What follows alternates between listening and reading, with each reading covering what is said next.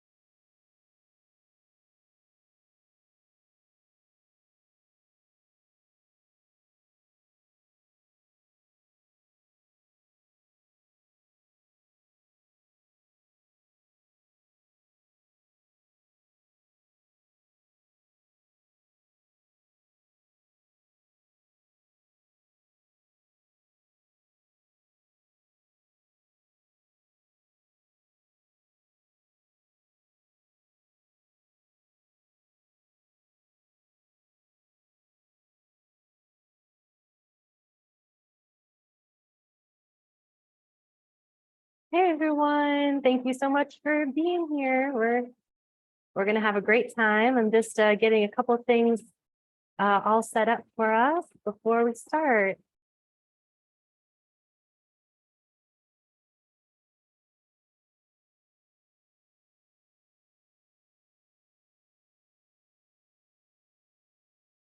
Okay, and we've got about 43 households, 42 households that will be cooking all together today. So we're gonna have a lot of fun and a whole elaborate menu.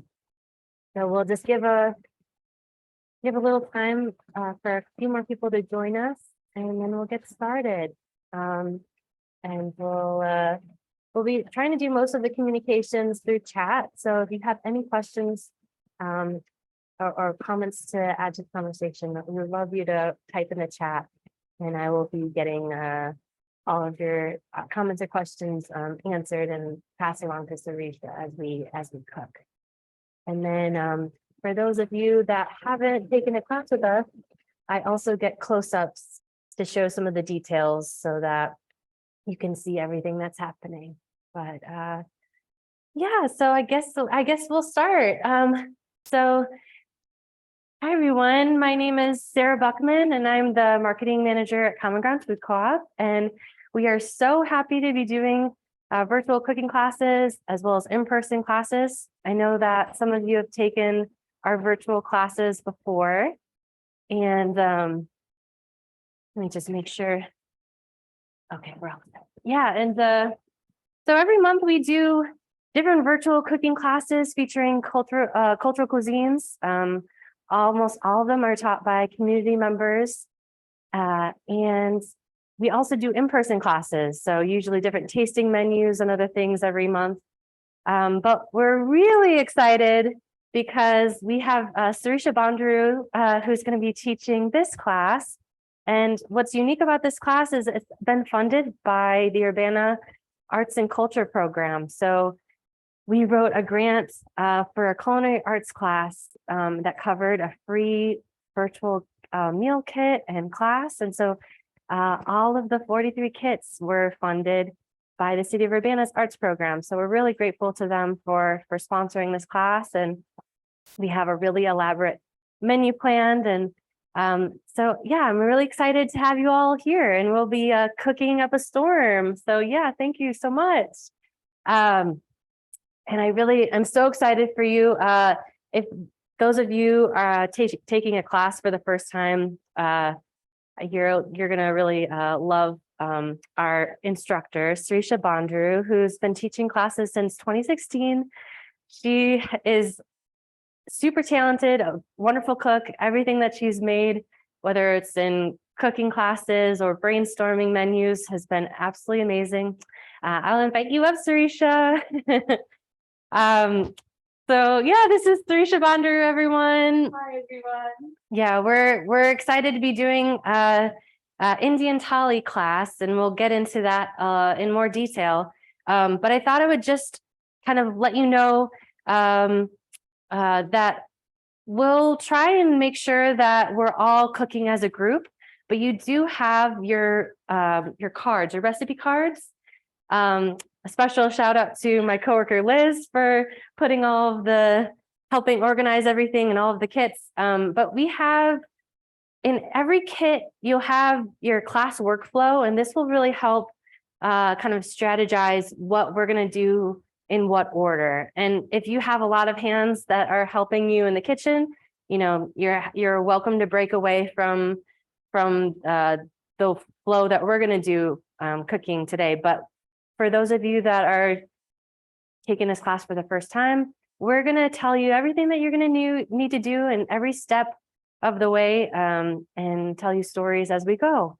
And by the end, you'll have this completely amazing several course meal and thali that you'll be able to enjoy. So first, Sarisha, would you tell them a little bit about yourself?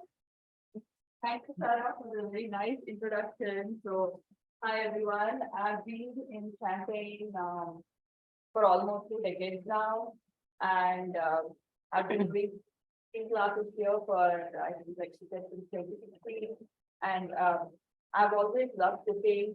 Like I used to follow my grandma around the house when I was a little girl and pick up little tasks from her, and I've always had a love for people tasting my food. So I love to cook and I love to feed people. So today's class is, we decided to go with a thali. A thali is a very good way to introduce Indian cooking or Indian cuisine, which is both home style and restaurant style food, because thali is nothing but a plate like this with several either bowls, or you have different shapes with different compartments like this. This is like a thali plate. You'll find them in many shapes, and it's just a good way to serve all the food all at once. So it's essentially like having a multi-course meal all given to you together. So you can enjoy dipping your breads or naans in different things, rotis, and have rice with a few different elements, and just enjoy making your own morsels, of or spoonfuls of colorful food and textures. So that's what we have tried to do today. We have tried to include something from different parts of India, just to give an introduction, and something colorful. So we have a big kind of an elaborate menu. So that's why we gave the class workflow, because we'll be doing things in many steps. All the dishes by themselves are easy, but just to multitask, we have decided to just do this step first. It will take some time and then move on to the next one. So we'll be cooking that way.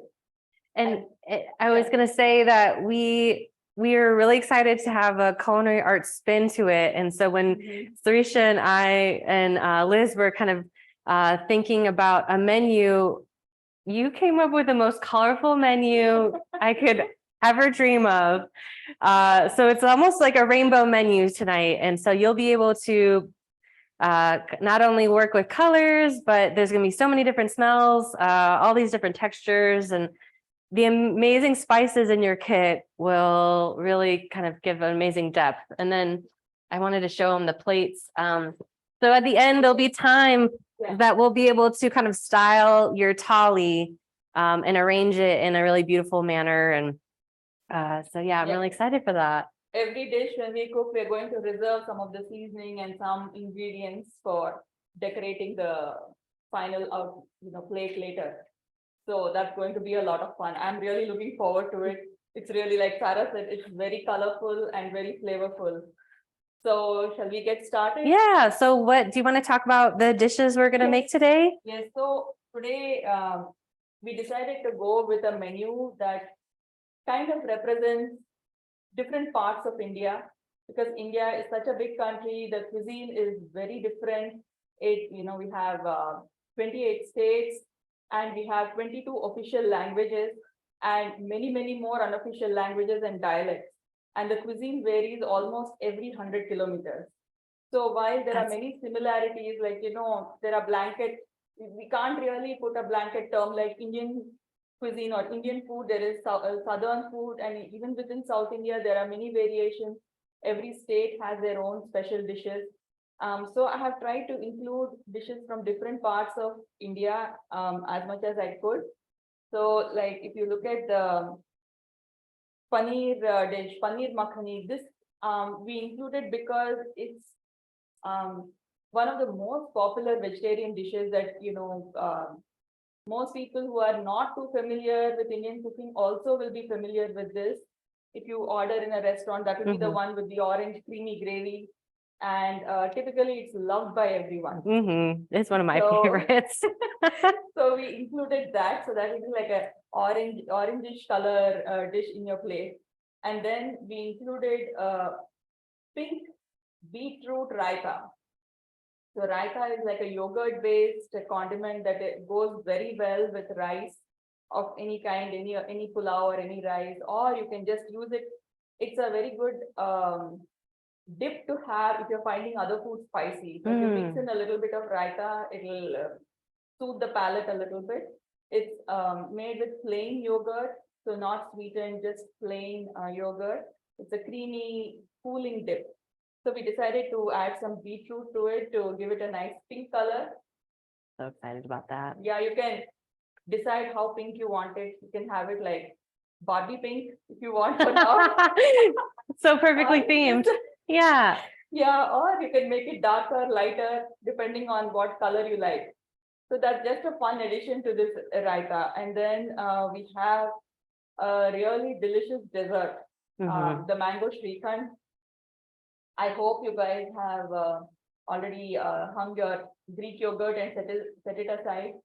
So we could ask. Yeah. So I'm not sure if we told you on pickup, but if you did end up straining your yogurt, let us know. Yeah, just- Otherwise, we can kind of we'll do a- walk through the process. Yeah, we'll do a poll and see. Yeah, it'll be good to know how many of you have done it already. And we can change the order also. We can do it a little later in the class if you haven't yet hung the yogurt. So please let us know in the text. Yeah, comment. let us know. And then we'll do that accordingly. Okay, So- Jocelyn and Miss Warren and Tiffany strained, Daniel strained. All right, Catherine, everyone is strained. Awesome, awesome.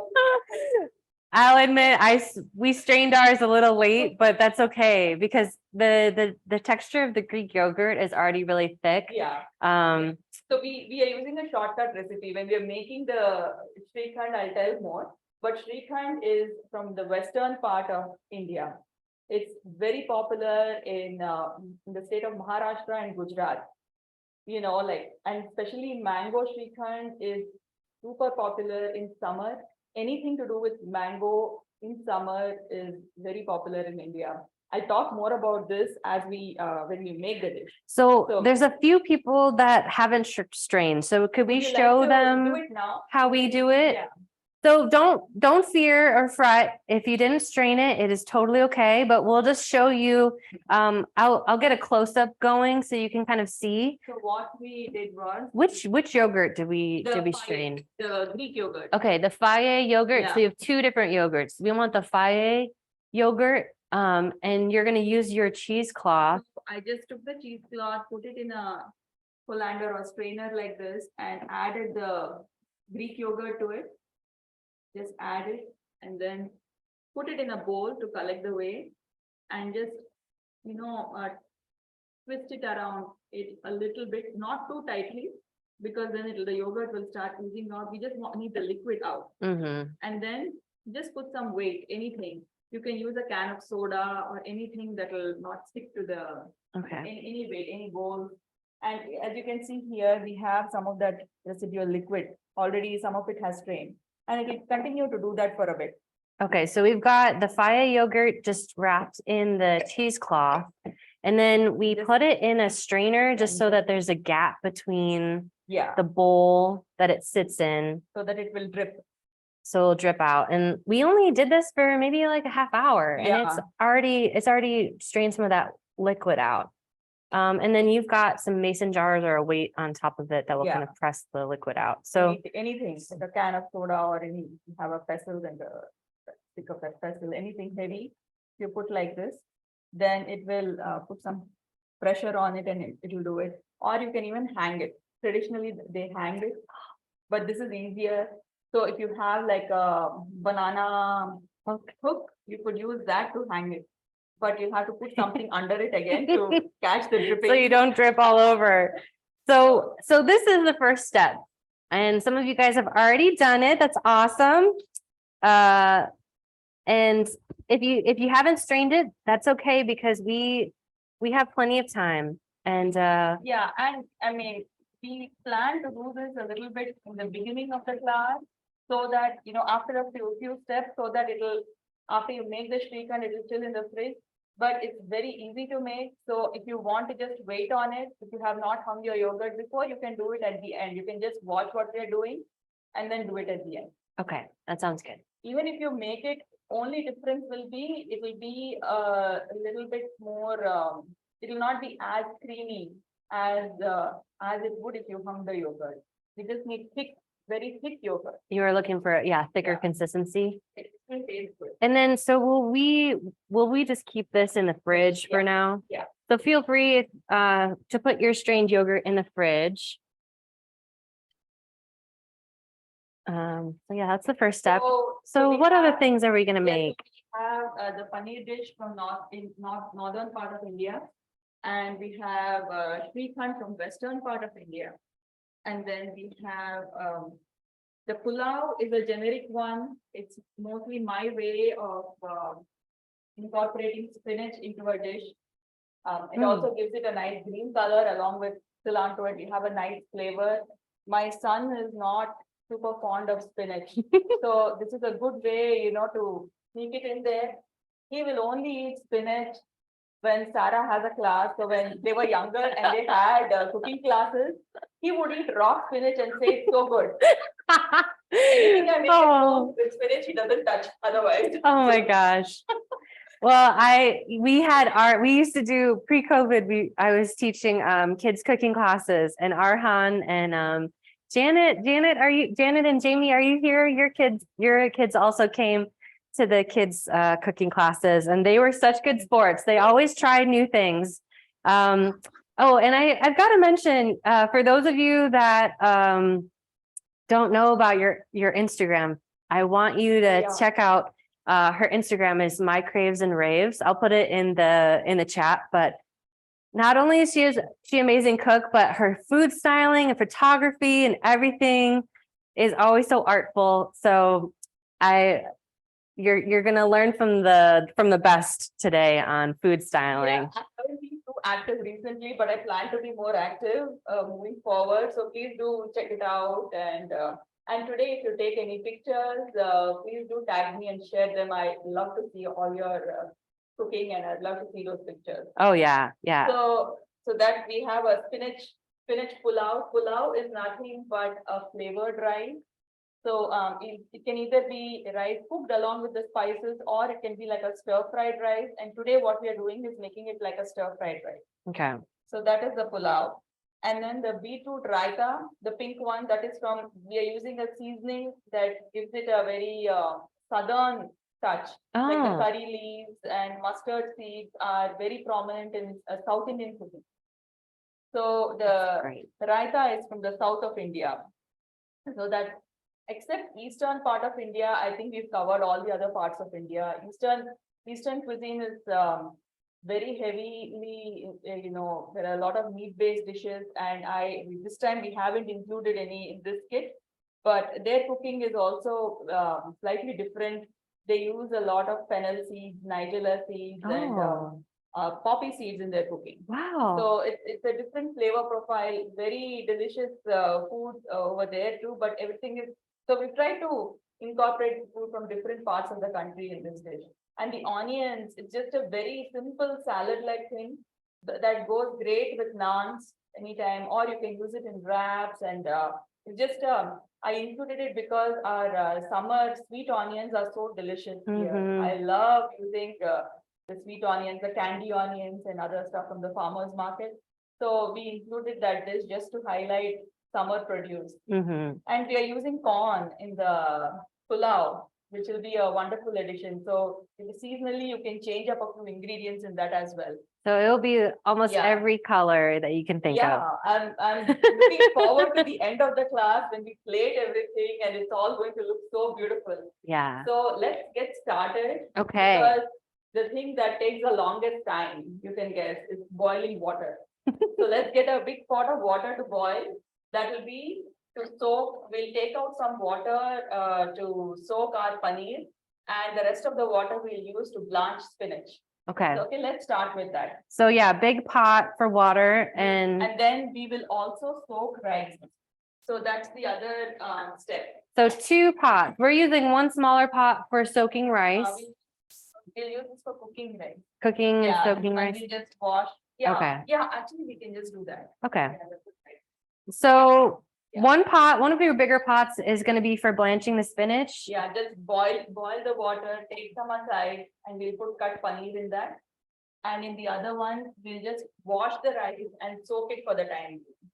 And soaking rice is a very it's not a not a compulsory thing to do, but it definitely makes a big difference in the texture of the rice, especially when you have such good aged basmati. So Sarah really took the trouble of finding all the ingredients at the Indian store and getting a good aged basmati. Yes. When I say aged, you can see the color. The color is kind of slightly yellowish or brownish. It's not like white, very white. So that's an indication of the rice being aged. And aged rice always gives a much better texture than new rice. New rice is more sticky. And aged rice will give you that fluffy rice. Whenever you eat rice at a restaurant, it's so each grain is separate and each grain is fluffy. That's because they use aged basmati rice. Mhm. And the way to use it, if you soak it for a little while, each grain becomes more soft and it cooks better. Yeah, like But- hydrated. Yeah, hydrated. And if you don't have time for it, you can just go ahead and cook it. That's okay. But I always prefer soaking. It also makes things more easily digestible, like rice and lentils. It's always Mhm. better to soak them for a little bit before cooking, at least 20 minutes. So And also, Maggie had a question. Yeah. Oh, Sarah, sorry if you didn't get a beet. It isn't if it just double checking, it might be in a container. It's a quartered boiled beet. But I trust you if you say you didn't get it. I'm so sorry if you didn't. But yeah, the Well- beet will be actually in So- a plastic container, like a quartered you- beet. if you don't have the beet, I can suggest making an onion raita. You can use some of the little bit of the chopped onion and use the same tempering. You'll have a white raita. That's the only difference, but you can make an onion raita, or you can use finely chopped cucumbers if you have some at home. That's a fantastic raita as well. So, So Maggie had a question Yeah. about how much water for the rice. So first we'll just wash it nicely and soak it, and then we'll drain the washed rice. And then this is 1 cup of rice. So we'll be cooking it in 2 cups of water. And if you already have a rice cooker, I would suggest just, after cooking the rice in the rice cooker is just faster and very efficient. But I just wanted to make in a pan, just so that everyone can make it along with me in case you don't have a rice cooker also. That's great. So So, we'll start with washing the rice first, okay, and then we'll just let it soak. And then we'll also fill this dish with water for spinach and for paneer. So I'm just going to wash the rice a few rinses. okay. It helps, so washing the rice like this removes all the excess starch. It's not that the rice is dirty per se, but it removes all the excess starch, and that's how you get the grains to look completely separate when they're cooked. Mm-hmm. So some dirt might be there, like the coverings of the rice. Not so much dirt, and you'll notice that as you wash, like maybe around 3 to 4 times, the water will get more and more clear. Okay, that's so when you wash know with it's cold soft. water, like Yeah. 3 to 4 times. Okay. So after washing 3 to 4 times and like straining it each time, then you'll just soak it Yeah, just, once the water's clear. yeah. How long do you soak it for? 20 minutes. 20 minutes? Yeah. Okay.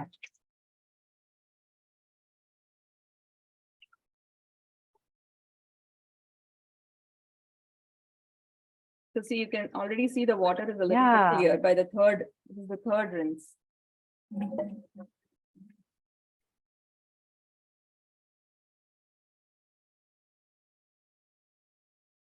I think now this is enough. I'm just going to add water to this Okay. and just let it sit. for So a you don't little even bit. have to measure right now with Yeah, the water. it's just soaking. So Okay. we'll just let it soak like that. So after 20 minutes, we'll strain it all and then add the 2 cups of water. Yes, and then we'll start cooking it. And now I'm just collecting water for boiling it. Okay, so we're gonna need another larger pan just to boil water in. And we'll save some of the boiling water to soak the paneer. And then we'll also use the rest of the water to blanch Which one should spinach. I use? I think this one, yeah. Oh. So Okay. let's get it. Okay, so I would say, Katie, your question was soak the rice in warm water. I would say cold, cold Yeah. or Yeah, cold Or water is good. Room maybe temperature water. room temperature is also okay, but not hot. I think that might, Yeah, we don't need to Over- soak it in hot water. yeah. So cold or room temperature water. Yeah, So we've got our pan going. We've got induction here, so sometimes our water will boil faster. So we'll just keep you posted and we'll keep asking how you guys are doing. And then Janet and Liv said, how much water to boil in big pot? So we, just eyeball it. It should be enough to take out some in a bowl to soak your paneer. And the rest of it, we are just going to blanch spinach. So this Maybe- will probably be around 2 liters of water. maybe, yeah, a little less than pasta. Yeah, So yeah, maybe like 8 cups. yeah, roughly 6 to around 8 that. cups. Yeah, yeah, it doesn't have to be exact. This is just for, we're going to take the spinach out of this water anyway in a little bit. Mhm. And now I'm just getting a bowl ready to put my cut paneer. So if you can find your paneer slab from the kit. Oh, so yeah, you're gonna need some cutting boards, some knives, some bowls. We're gonna try not to use every single dish in the kitchen, but there are several dishes. And Maura had a question. Yeah. Why do you soak the paneer? Because this store-bought paneer tends to be a little hard. So soaking it in warm water just makes it soft and gives it a better texture. Mhm. If you make paneer at home, you don't have to do this step. But store-bought paneer, just so to make it last, they add a few ingredients that kind of make it a little bit harder than it should be. This one is pretty good though. Uh-huh. Soaking is just another step in helping it get a better texture. It's Mhm. just more creamy and nice. And so today, I've noticed yeah. that if you don't soak, I've noticed the difference.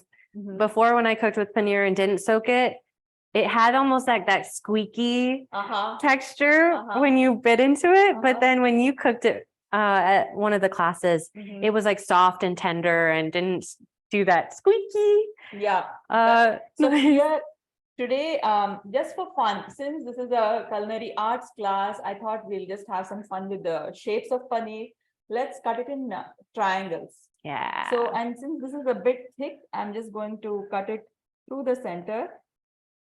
So Catherine says, I was wondering the same. Does Common Ground sell this paneer? Yes. So there was only a few things that, well, actually so we went to Bombay for some of the ingredients.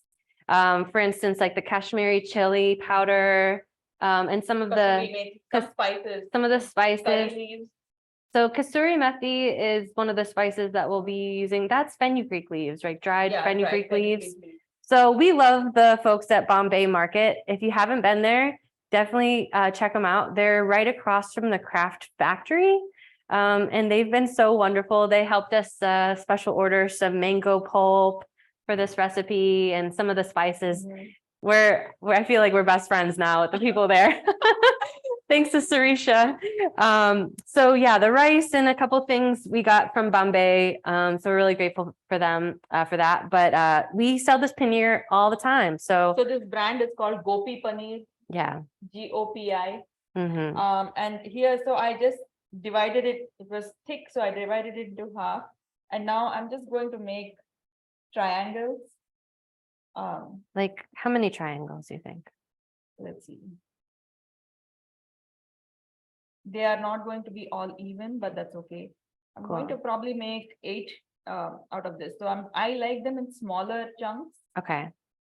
So So like a total of 16 yeah, triangles. 16. They all won't be the same shape, Okay. but they'll be triangles Yeah, and all those are great. right angle triangles. So she just sliced it down the middle lengthwise, and then kind of So diagonal, keep doing diagonal cuts. 2 diagonals and 2 straight. That's great. You guys, Just for fun. this meal is going to be so fun.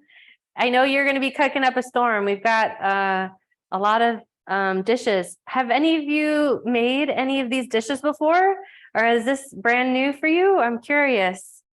I'm really excited to it's always fun to introduce people to new spices. So let us know in the comments when you're not busy cutting paneer if you've had pulao or shrikant, or I think maybe some of you have had raita or paneer makhani. So if you are done with cutting the paneer, this water will take a while to boil. We can make the shrikhand. So did we decide to go ahead and make the shrikhand first? Are we following the same class flow? Let's follow the same class Okay. flow. Okay, so let's take out our hung yogurt, then the sugar.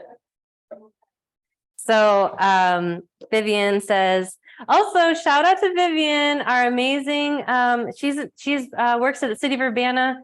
Vivian, I'm forgetting your specific title, but I'm pretty sure she's one of the program directors for the Urbana Arts and Culture program. So shout out to all of her amazing work. Let me know what your actual title is. Sorry if I didn't get it right. But yeah, Vivian says, excited to make these in a different style.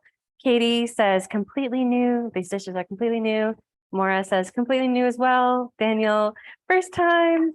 Sam and Jake, they've taken your classes before. Okay. Hey, Sam and Jake. They say, we have eaten them and love them, but are so excited to cook them. Jocelyn, first time. Oh, program specialist. Thank you. Yeah, Vivian's wonderful. And Angela, first time, smiley face. Okay, well, we're going to be doing such good things. Okay, so what's our next step? We've got our paneer here. Chop it however you like, however it comes out. Yeah. You won't do anything wrong. Yeah. And then we're going to move on to the shrikant. So if you have hung your yogurt, now this whey is pretty delicious and it has whey protein. So you can use it in something. You can throw it in some sauce. Maybe we can use it if we need to dilute our makhani sauce, okay. or anything. You can add it to a smoothie. You can add it if we are diluting maybe our raita also.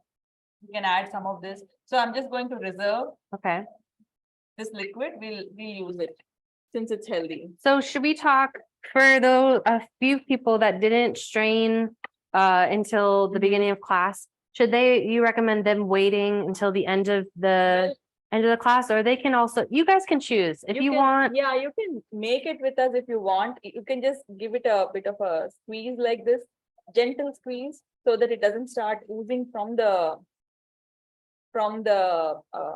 cheesecloth. Yeah, cheesecloth. Just strain some of it. Okay, so squeezing the cheesecloth to really make the liquid pour out. And since we are cooking a lot, I'm going to try to minimize the dishes we use. So I'm just going to use this dish itself to make the shrikhand. Okay. So after straining, I'm just going to put this in the sink. So there was a question, Corinne, I just want to clear anything up for you. So we've got water boiling, and once it comes to a boil, then we're going to portion out just a little bit of water to put into our paneer to soak. If you wanted to just use hot water from the sink to soak your paneer, that's totally fine, but we'll have plenty in this boiling pot of water that we can use and divert towards the paneer. Not all of the water will go towards the paneer. We're gonna save most of it for blanching our spinach.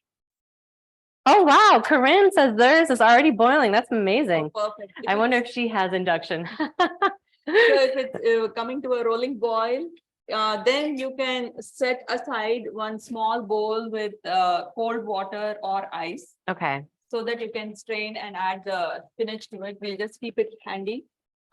so we've got another bowl that we're Yeah. gonna prep with cold water. So that once the spinach is blanched, Maybe I'll use some, like, bigger we'll one. put the spinach in a bowl. We'll like sieve out the spinach and Yeah. put it in cold water so that it doesn't keep cooking.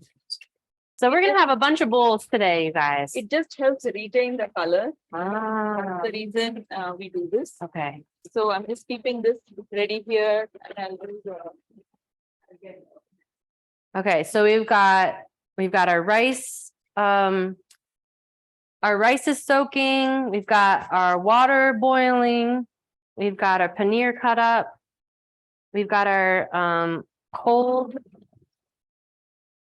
or temperature, ideally cold water, cold bowl for our spinach when we get to our spinach. And then the Yeah. bowl that was, We are getting ready to make the sheet. okay, so Shrikant is next. So you can use the same bowl that the whey was in. Yeah, just take the whey out. You can save it if you want. We'll use it later to dilute either the raita or add it to the gravy. Oh, raita, that's a great So- idea. So now they need a whisk. So you can use a whisk or a fork. Just see that this is the texture of your Greek yogurt. It might be more thick than this, which is good. So this is like not the traditional recipe for making Shrikhand. For the traditional recipe, you would use full fat plain yogurt and strain it overnight. So I just wanted to use this shortcut in case people forgot to, strain it or you didn't remember to strain it the previous night. Even if you did it for a few hours, it would work. So this works pretty well. I mean, Greek yogurt is pretty much like strained yogurt, the plain yogurt. So that's why I went with this shortcut. And also, if you ask some purists, they will probably not like what I'm doing because they would actually strain the yogurt and then pass it through the colander like this one. They would literally take this whole ball and pass it through this to get a very smooth texture. Oh, I think that is a very traditional way of doing it because earlier, this is a very old dish. So this recipe has been there. Like in my grandparents' place, they would get the freshest possible milk. So when I say that, literally there would be a guy who would come home with a buffalo. My grandma would give him a steel container and he would milk the buffalo right in front of us, give the milk, and that would be boiled. So it's not homogenized in any way. It's very fresh. They would immediately boil it. And then once it cools down, they would, take out the fat from it and save it to make butter. And some of it would be used for coffees and milk, and the rest of it would be set and made into yogurt. wow. So I think the straining came from that era. But Mhm. now ours is pretty creamy and homogenized. So I think it's okay to miss that step. Yeah, and you So- know the history, and so you can adapt. We're making a big thali tonight, so Yeah, this is this is gonna be delicious. So this is mango pulp. Okay. Like I mentioned, earlier, this is from Indian mangoes. It's most likely a mix of two varieties of mangoes called Kesar mango from Gujarat Okay, and Alfonso mango from Maharashtra. Alfonso mangoes are called the king of mangoes. that's They're, amazing. and only a few years earlier, they were allowed to be imported into the US. So Indians are Wow. like super happy to have these mangoes available because honestly, I might be biased, but I think this is my unbiased view that Indian mangoes are some of the most flavorful and some of the sweetest. Mm. And if you buy mango puree anytime from the Indian store, I will suggest you buy frozen puree and not canned. The canned one Doesn't It's do it honestly, justice. it's a disservice to mango puree. So please don't. And if you want, Can we try some? yes, please go ahead and try a little bit. So this will give you an idea of the flavor and how sweet it is. And accordingly, we can add some powdered sugar if we need to. Yeah. So, Do you see the difference in flavor? so, yeah, so we got the frozen mango pulp, the Kesar mango from Bombay. Delicious. Yeah. I love it. So So we're can we going- talk about how much, because we're gonna save some for Yeah. plating, right? yeah, we're just going to save a couple of tablespoons later so that we can swirl it into it. And we might not need it all in this yogurt. It'll be good to eat on its own. It's so good. I can't resist it. I'm going to start with adding half of this. Okay, You half of just the eyeball mango. It, Okay. it doesn't have to be perfect. So I'm saving, we just need a few drops at the end for garnish. Okay. So here is my mango. And I think because the yogurt is not sweet at all and Greek yogurt is slightly sour, we are going to add some powdered sugar. And you can add more or less as per your taste. I'm eyeballing it. I'm probably starting with like a tablespoon. Okay. And then we'll give this a good mix. So whisk in half of the mango pulp and More than we did half, like yeah. more than half, maybe like 2/3 of the container of mango. And then you did like a tablespoon and a half or tablespoon and 1 teaspoon of the powdered sugar. Getting us and we trying to just get it out of the whisk. Everybody following along okay? You let us know. And did you taste the mango pulp? Yeah, make sure you taste it. I love the idea at the end of swirling in some of the pure. Oh, look at, I can see everybody whisking. Good job. Yeah, I think it will be really pretty to have that darker orange swirl. So this will be like the yellow orange, the yellow of our meal. And then the Paneer Makhani will be of that red, Reddish color. blood orange color. And you're whisking pretty hard, so Yeah, we have to you make don't want the sure- bumps, right? Yeah, we don't want any lumps of sugar. And if you want to be extra careful, you could, pass the sugar also through a strainer, but it's okay. We don't have to. Yeah, Um, and it will dissolve, you yeah. know. And I think I'm just going to, by the color, I just feel like I need to add a spoon more. Okay, So I've added a spoon more and I just reserved a little bit for like maybe a tablespoon for garnishing later. okay. So So everything but a tablespoon. yeah, and then we taste this again before mixing Okay. to see if we need to add more sugar. Yeah. So this is the fun part. So we get to Make sure you eat as you go. That's what all the see Yeah. we're so excited to have this culinary arts focus with the arts grant because cooking is such a universal experience, but I feel like using our senses, using all these different flavors, textures, colors, and then also learning more about a cultural cuisine, I think is just so fun. I'm adding more. Okay. Adding more powdered sugar. Yeah. So like another tablespoon of powdered Yeah. sugar. So keep tasting as you go. You're welcome to add all of the powdered sugar. We just Yeah, wanted to give you a just- cushion. Yeah. I love seeing the whisking. Good job.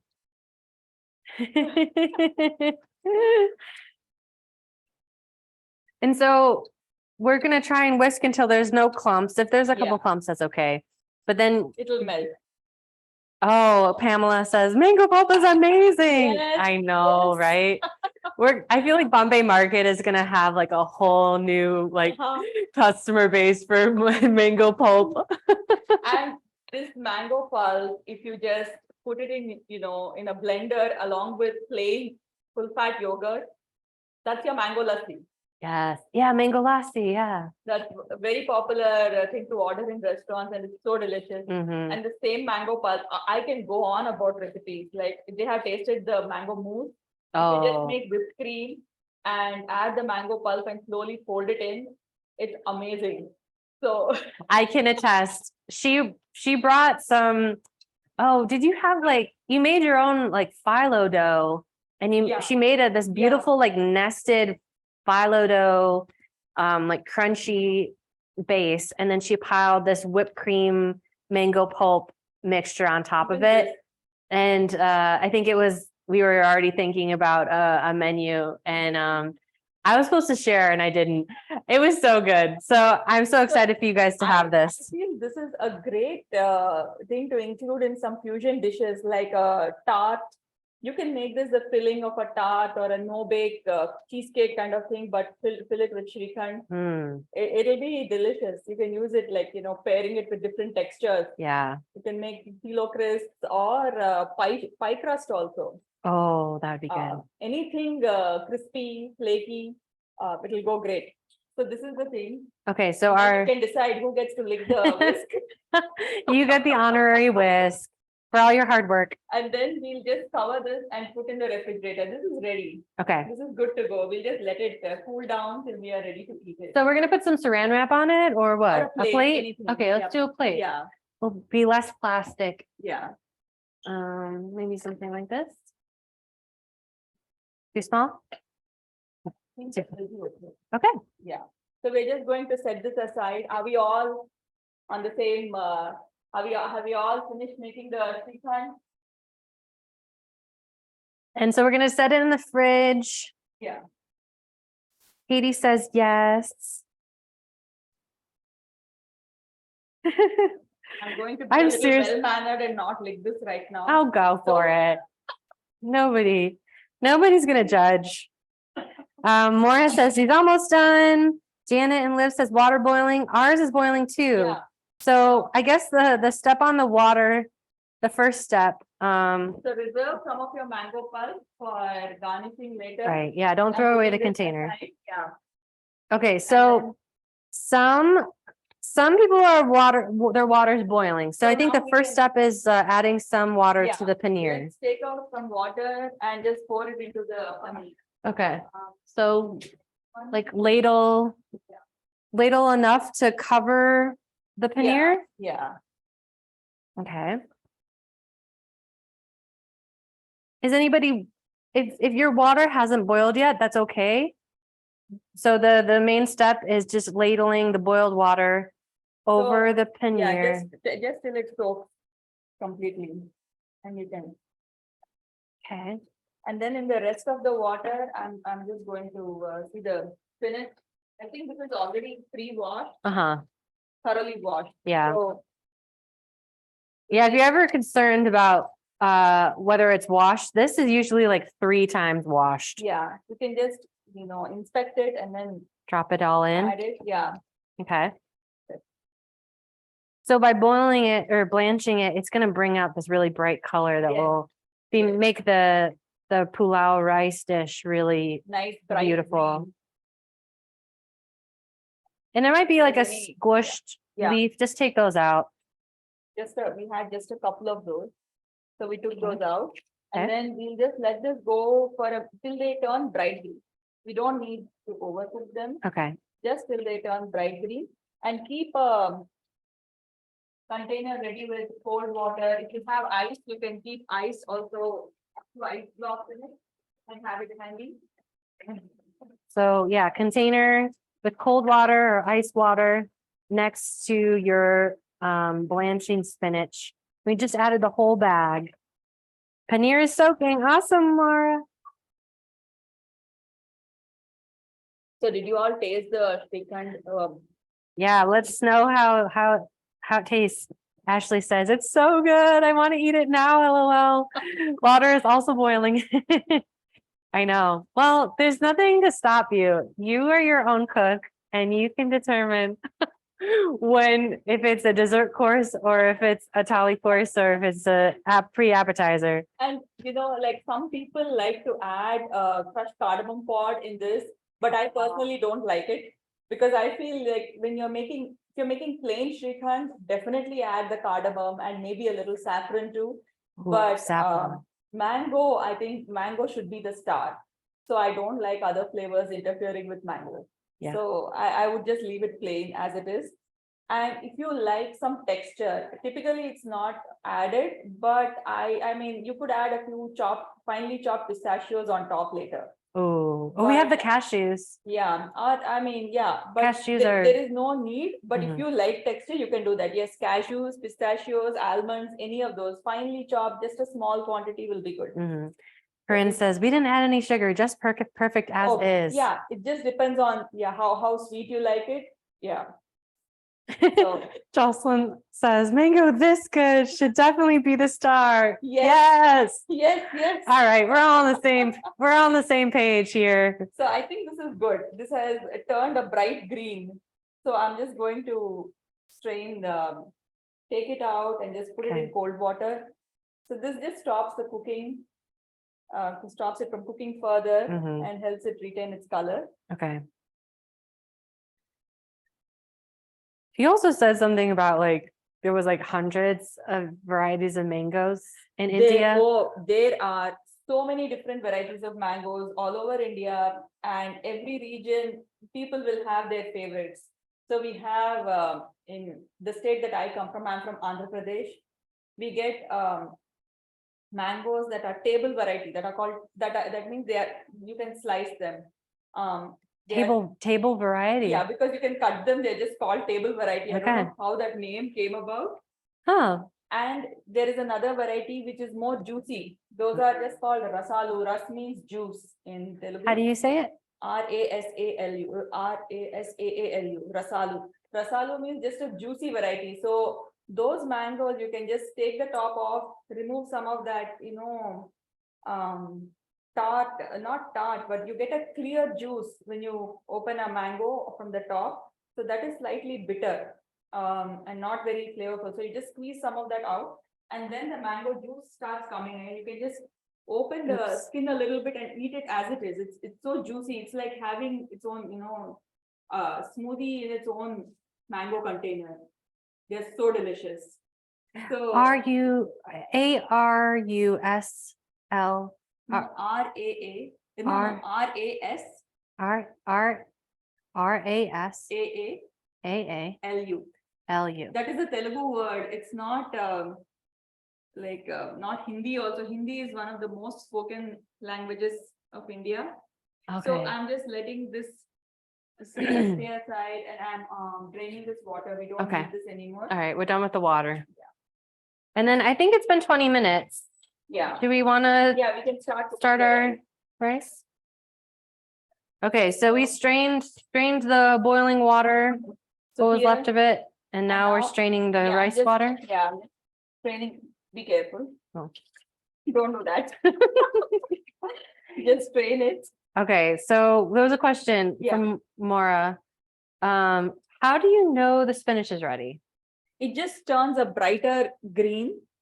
So if you noticed, as soon as you put it in a minute, typically, and this is baby spinach, it won't take longer than that. In a minute, it wilts a little bit.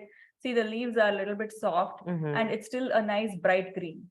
This much of cooking is enough, and it'll once we blend it, it'll get what do you say, cooked with the masala and all, with the spices. Oh. So it'll get cooked a little bit more as well. So we are potentially going to use a food processor. We do. Yeah. So if you guys don't have a food processor, we'll talk you through chopping it up finely with cilantro. But if you do have a food processor, we'll get to that stage in a little bit. Yeah. So you strained I just drained all the water out. I'm going to add 2 cups of water to this. Okay. So measuring cup. So 2 cups of cold water? Yeah, cold water. Okay. Oh, sorry, here.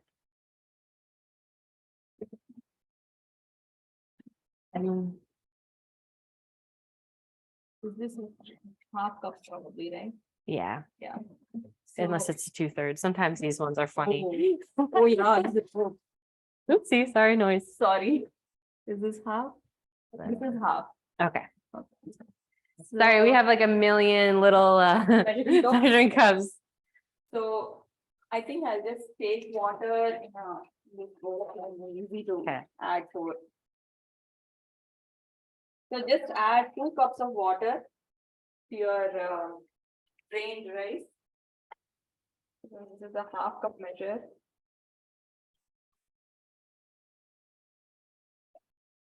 Any tips on cooking your rice? Or kind of just like normal? So I will tell you what we do here. So this is roughly, I added 2 cups. So today, since we are making a stir fried rice kind of rice, we are as soon as we finish cooking the rice, we will cool it down. So if you have day old rice, these kind of recipes are great for that.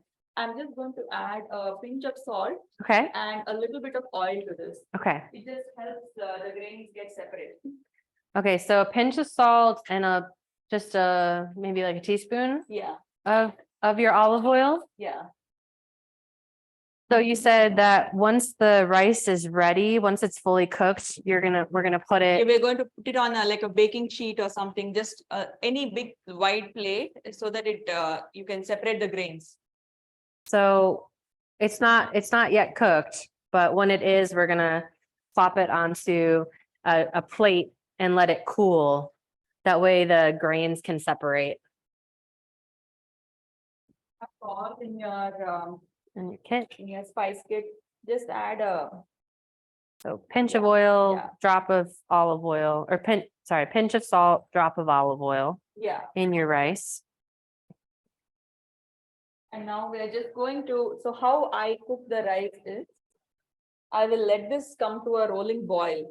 So what happens is while the water is boiling, the rice grains expand. And once the water has boiled, you return it all the way low and let it simmer for around 10 to 15 minutes. Okay. Depending on how high your cooking range cooks.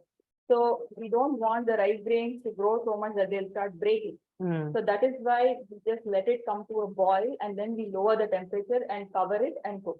Okay. So first, we're just going to let it come to a boil. So come to a boil without a lid, you think? Yeah. Wait.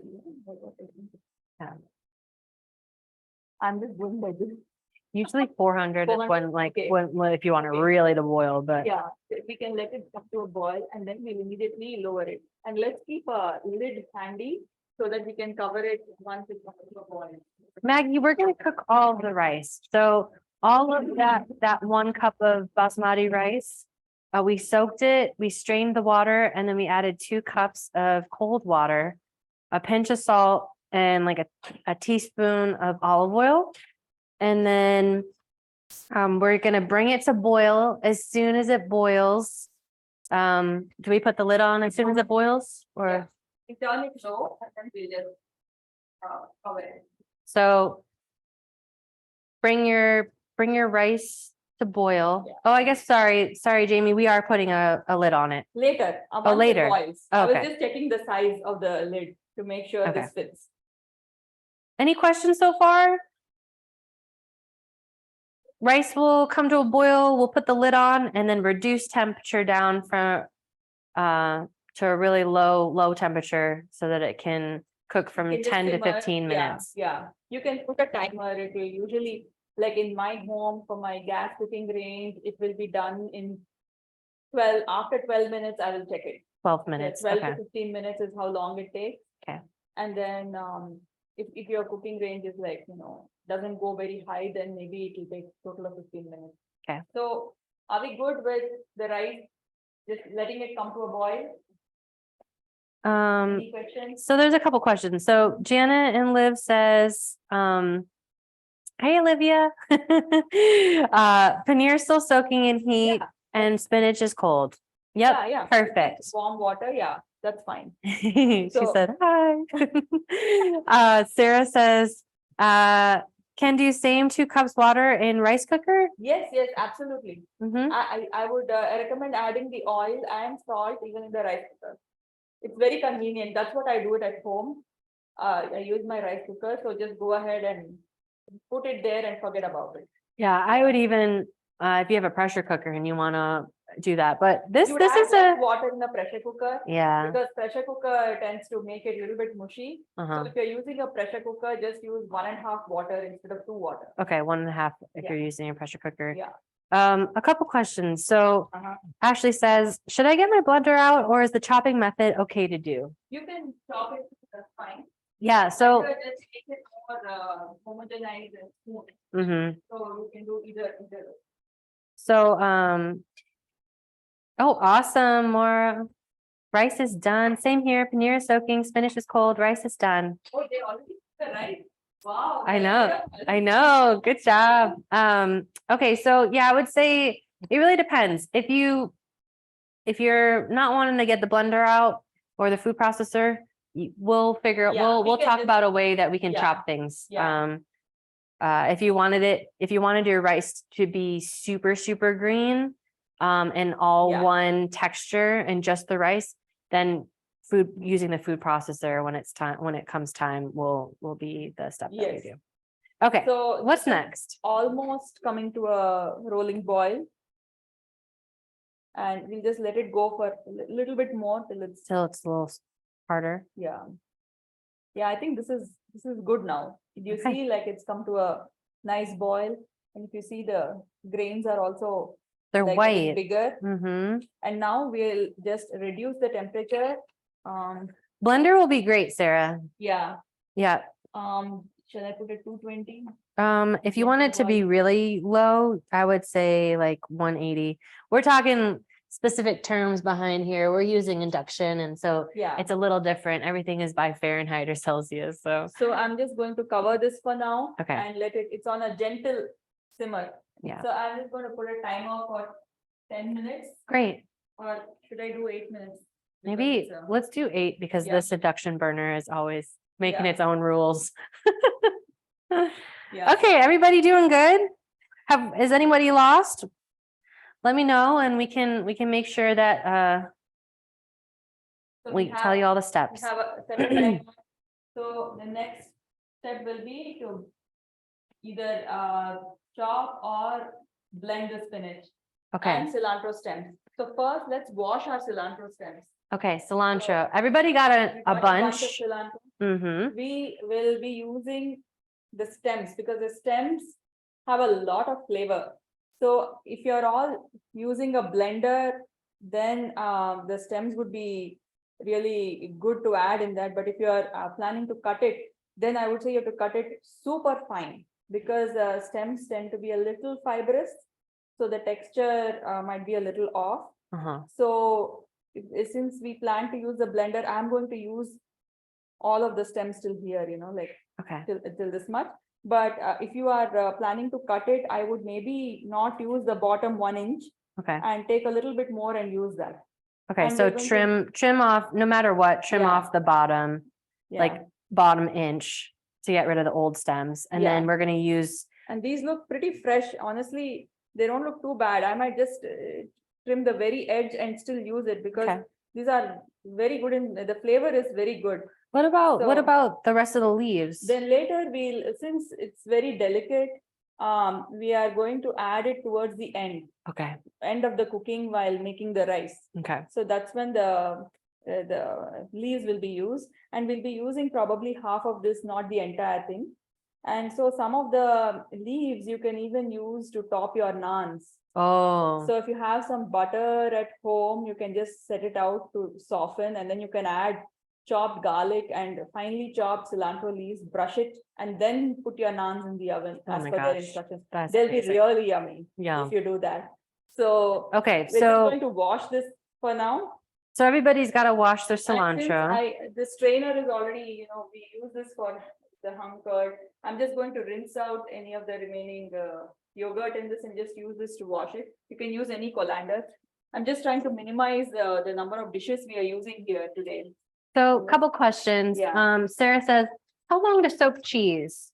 It doesn't matter. When we get to our recipe, it will be ready. Okay. Yeah, So yeah, it I will can not, soak the whole time. Yeah. So the beauty of paneer is that it's not a melting cheese. It's not when you cook with it, it doesn't melt. It's a cooking cheese. So it's going to be fine sitting in that warm water for a bit. It's like a milky, creamy cheese, slightly with a texture of tofu. Mhm. I wouldn't completely compare it to tofu, but the texture wise, it is similar to tofu. like firm tofu. Janet says, do we cut the leaves off the cilantro if we are using a blender? Yeah, we'll be using only the stems in the blender. So right now I'm just washing the spinach, washing the cilantro nicely in cold water. So Janet, we're just gonna be blending the stems.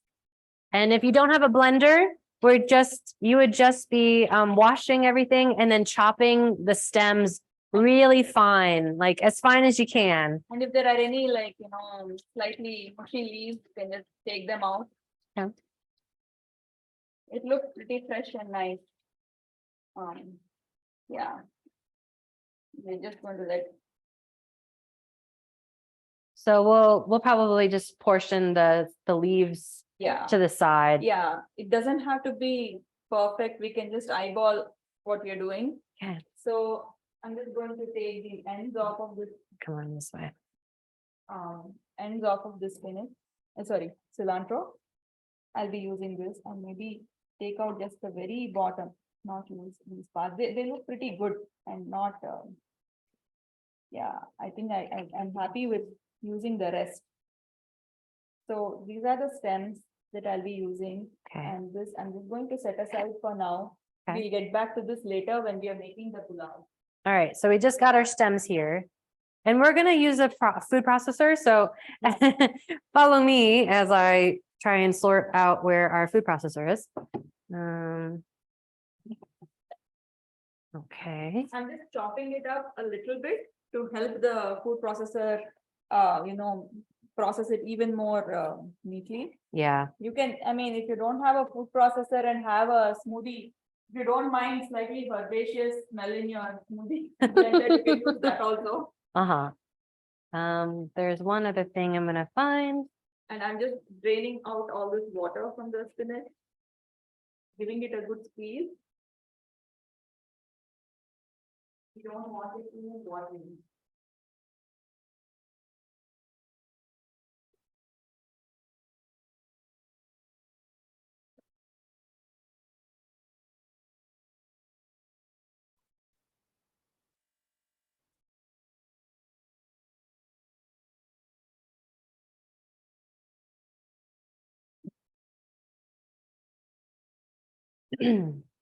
So yeah, if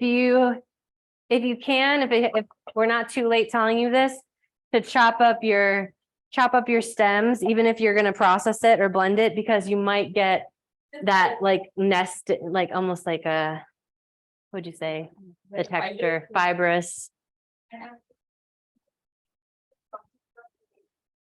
Just to help the blender out a little bit. So if they were not using a blender food processor for, I would just go more fine. Okay. Just chop it up really fine. Okay. So, even that will do it, just go this way in both directions and chop up the stems also really fine.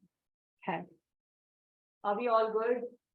I will check in a second. Just gonna set this up really quick for you. Thank you, Sarah. I think just want to make sure it's stable. Okay. Let me check what you guys have said.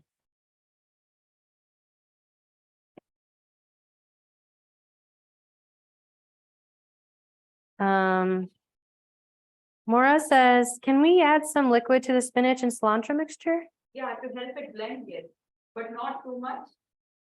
Because then later we'll have to cook it out so that the rice doesn't get mushy. So just enough to help it blend. Okay, so we put all of the chopped spinach and the stems. For right now, we're just gonna blend it by itself. Will it blend? Yeah. I'm not familiar with this. Yeah, okay, we'll do it this way. Yeah, if as long as it will blend. Yeah. You have like a Vitamix or something, do you? I have a Indian blender. Oh, right. Yeah, or I would even use a smoothie blender. It depends. Like I said, let's mix it a little bit. And maybe. And then just push the button off if you need it. Then, All right, let's take a look. 10 minutes. I think think 8 minutes is up. You can just take a look at the rice. So this is going to take a few more minutes. So my timer for 8 minutes went off. Could push it up a little Yeah, bit. little bit. And then I put another timer for 4 more minutes, given the amount of water that's there in the rice. So yeah, we checked the rice, still needs a little more time. So But yeah, those- we've been playing around with the temperature, like gentle boil, you know. So yeah, just keep an eye on your rice. So if you started along with me, it's been 8 minutes. Just see how much it is cooked. So we're just mixing it. This probably needs like a spoon of water. Okay. So like a tablespoon of water we're adding to the Just to help it blend. mixture. Yeah. Oh, it smells good. Cilantro. Yeah. And you said you even like freeze cilantro stems sometimes if you don't use it all. Yeah, you Right? can make a puree and freeze it. Like cilantro chutney and even the stems, you can make a puree and freeze it.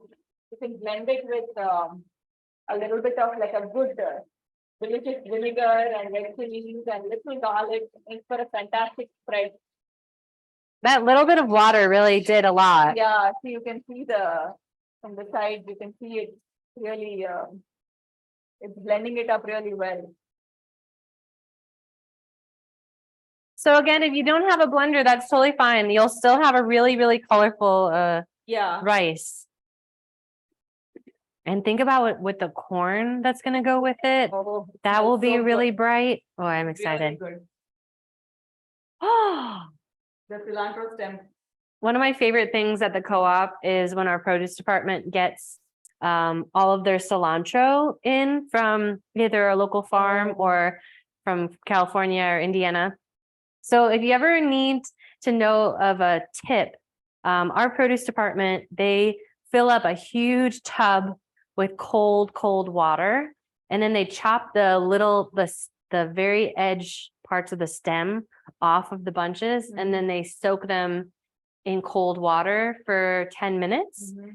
And it revives the cilantro. So it rehydrates it and makes it kind of, so if it was wilted or anything like that, it will just absorb a little bit more water. And so that's an option if you ever, it works for parsley too, but nothing is better than when they're soaking cilantro in the back, and the whole back room smells amazing. I love the smell. Cilantro. Mhm. So get a tray ready. Okay. Because the rice will be done cooking. Okay. Do we have any brushes? Yeah, I think we do.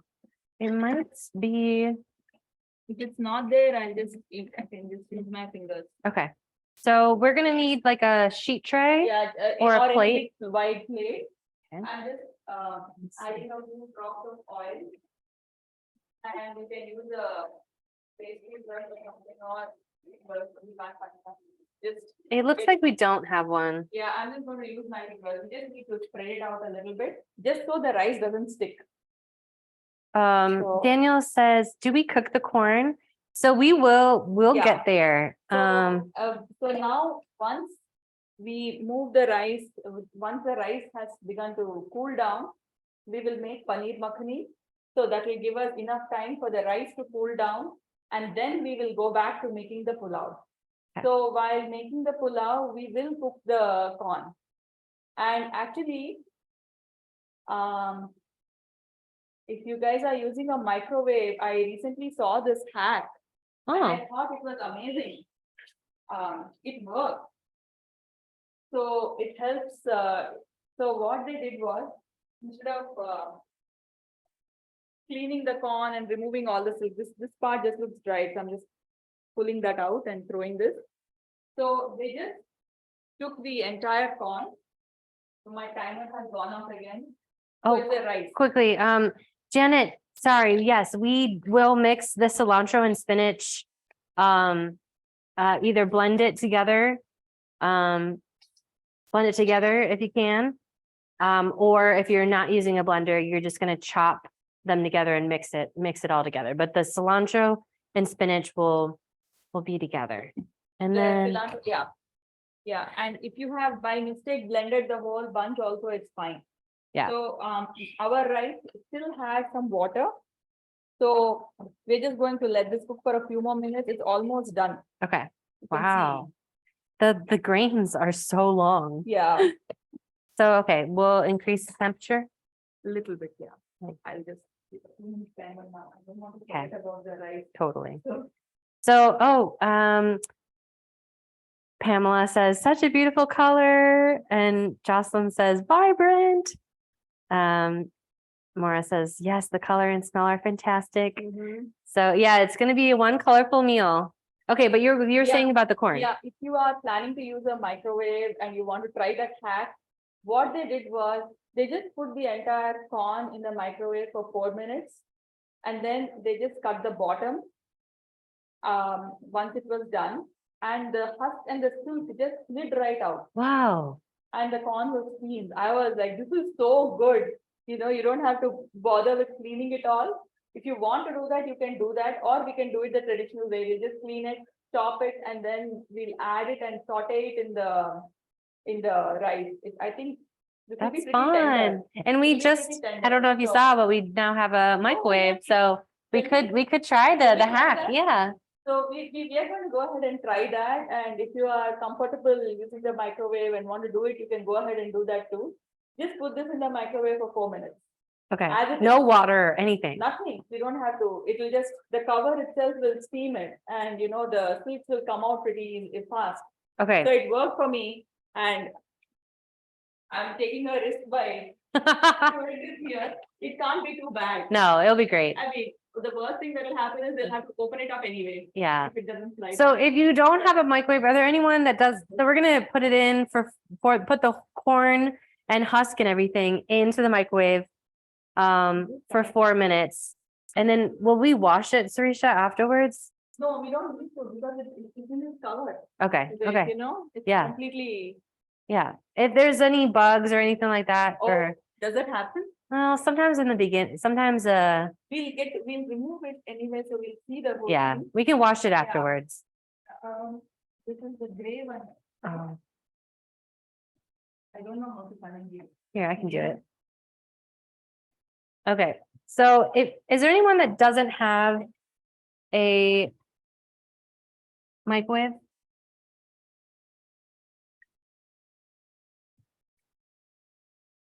Because we can tell you how to handle it if you don't have a microwave. And do keep an eye on your rice. Okay, so 4 minutes on this guy. Yeah, All right. so the rice is almost getting done. And we have finished one part of prepping for the spinach. And once the rice is cooling, I would like to move on to making Paneer Makhani. Okay, so corn, if they didn't have a, if they don't have a microwave, If you don't have a microwave, we will, you can cut the corn when we are making the pulao. So we'll be making pulao after we finish making paneer. okay, Paneer Makhani. So after that, you can just remove it from you can remove the husk and the silk and just chop it along the cob to get the corn. okay. And then you can mix it after we add I will tell you when you can add it. When we are cooking the rice. Or if you are comfortable with just cooking your corn in any other way, you can cook it and keep it ready as well.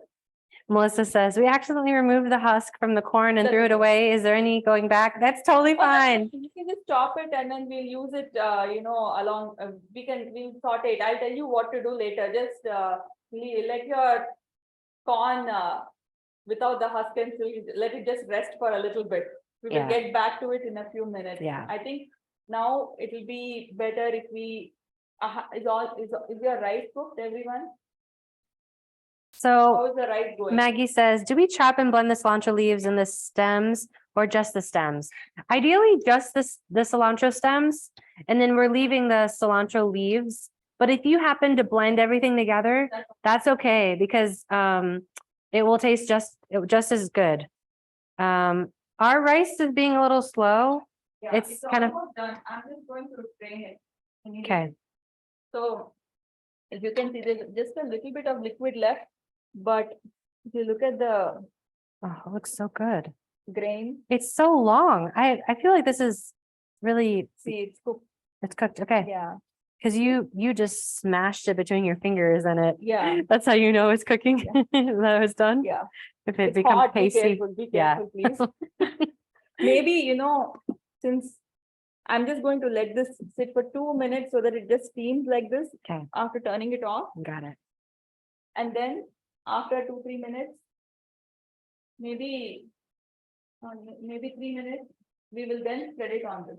Okay. Okay, and because the rice is almost cooked, but still has a slight grainy texture to it.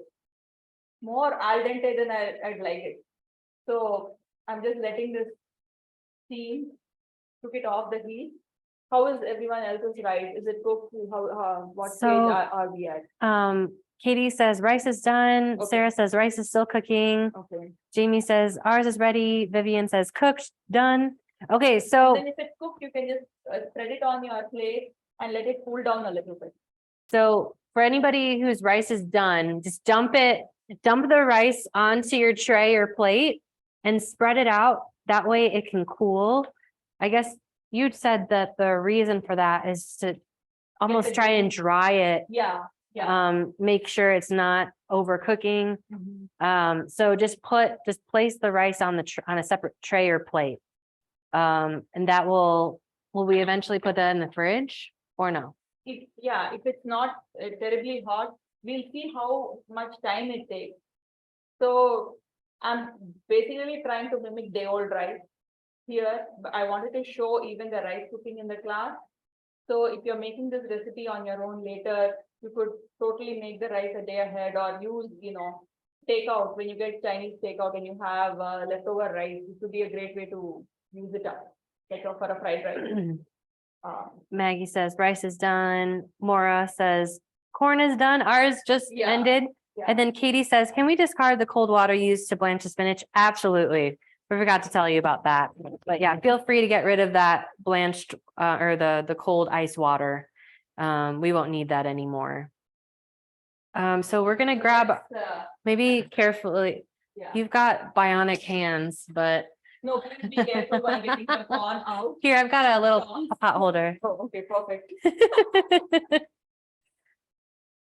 Okay, but again, we're not cooking the corn just yet. So Yeah, we are not using this, so I'm just tempted to cut it because I Yeah. want to see if the experiment let's do it. Let's do Will we it. do it? Yes. But please, all of you be careful. So We're daredevils over here. So we are cutting it at the stem end, Okay. okay? And then we're just going to, once it cools. Are you kidding me? Are you kidding me? What? It totally worked. Isn't What? that amazing? No silk insight. Oh, I've got a fun farmer trivia about corn. So Brian Severson, he grows us cornmeal and buckwheat flour and other flours. He's a local farmer. He told me this, and I'm from Chicago, so I'm kind of a city girl, and this was one of my first farm tours. He said that for every silk that is on a corn, it is associated to a kernel. So however many kernels are on the cob, you'll have one piece of silk. That's And- a great way to know if the corn Yeah, is good too, yeah, right? It yeah. has a lot of silk. Mm-hmm. And It's then, good. is it good? Yeah. Can. Yeah, Vivian said that's the coolest trick. It worked. Oh my It gosh, worked, yeah. I can't believe it. So yeah, I think today Shambhala moms also shared something related Did to they? this. Yeah. okay. So yeah, our corn is just gonna wait. Basically, the pulao is almost like a fried rice, where we're gonna saute some things, saute the corn, and put the spinach mixture. So we're With it. just going to wait till the rice cools down. So we have everything gathered together and even the rice. I think now I'm ready to present it. Corinne says that was magic. Right? And then I'm she- so she- happy with Janet says it worked. Yeah. Okay, I'm loving this. I love that we tried this for the first time all together. That just makes me so I happy. know. Some things, I'm relieved also. yeah, it worked. Yeah, I love these virtual cooking classes because everybody's cooking all together. It's such a fun experience. And the fact that we'll all be able to eat these dishes that we made. So Sarisha's just spooning the rice on the tray. You're doing it a lot more gracefully than I would have. I was like, dump it on the plate, dump it on the tray. But yeah, please, I'm going to remind you all that please take pictures and tag if you have social media, Instagram or Facebook. Feel free to tag Sarisha, Common Ground, and then Urbana Arts and Culture has their own social media pages. So I'll put their handles here. So now this is like, you can see steam coming from it. So I'm just going to wait till it's easy enough to handle. And if we have time, we will put this in the fridge for a little bit. Okay. Otherwise, I think if it just cools down a little bit, it'll be good. So I've just spread it as evenly as I can. Okay. And Sam then- and Jake say game changer. The conflict, right? Yeah. Okay, so are we gonna wait a little while before we put it in the fridge, or do you want to put it in the fridge now? Very hot, Okay. but, Okay. like, make everything in the fridge. Okay, it'll just steam it, yeah. All right, If you want, I mean, this size container is good enough for making the Paneer Makhani. okay, So if we want, we can just Yeah. rinse this out and use this again. So Let's we'll do have it. less dishes. yeah, let's So do I'm it. just going to go ahead and wash this. Okay, so for those of you that didn't catch it, just rinse out your rice container. I'm going to scrub it also because it will have the starch. I'm just going to wash this and reuse this container. Okay, Yeah. and this will be for the makhani, the paneer makhani, which also needed a lid. So hang on to that lid that you had for the rice. Yeah. Because Sarisha has a beautiful outfit on and we don't want the pink stains. We don't want makhani. The tomato puree tends to splatter a lot. So it'll be useful to have a lid. How's everyone doing? You doing okay? You doing good? We see thumbs up. Thanks. Please let us know if there's anything that you're confused about. We're happy to talk everything out, re-explain it.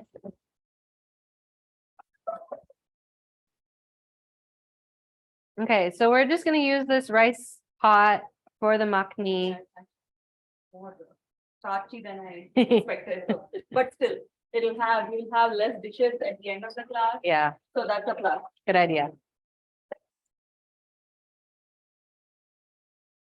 All right, I see a comment. Ashley, loving this. Thank you for teaching us. Oh, Ashley. This is fantastic. I'm so glad everyone's here. And again, another shout out to City of Urbana's Art and Culture program for making all of these kits free. Nothing is better. So excited. And I have to thank Sarah and Liz for, indulging me and letting me give such an elaborate menu. They put in a tremendous amount of work to do all the packing and getting all the ingredients. We love Sarisha so much, and we are always lucky to do events and classes with you. Okay, so we are going to just start getting ready to make the next dish.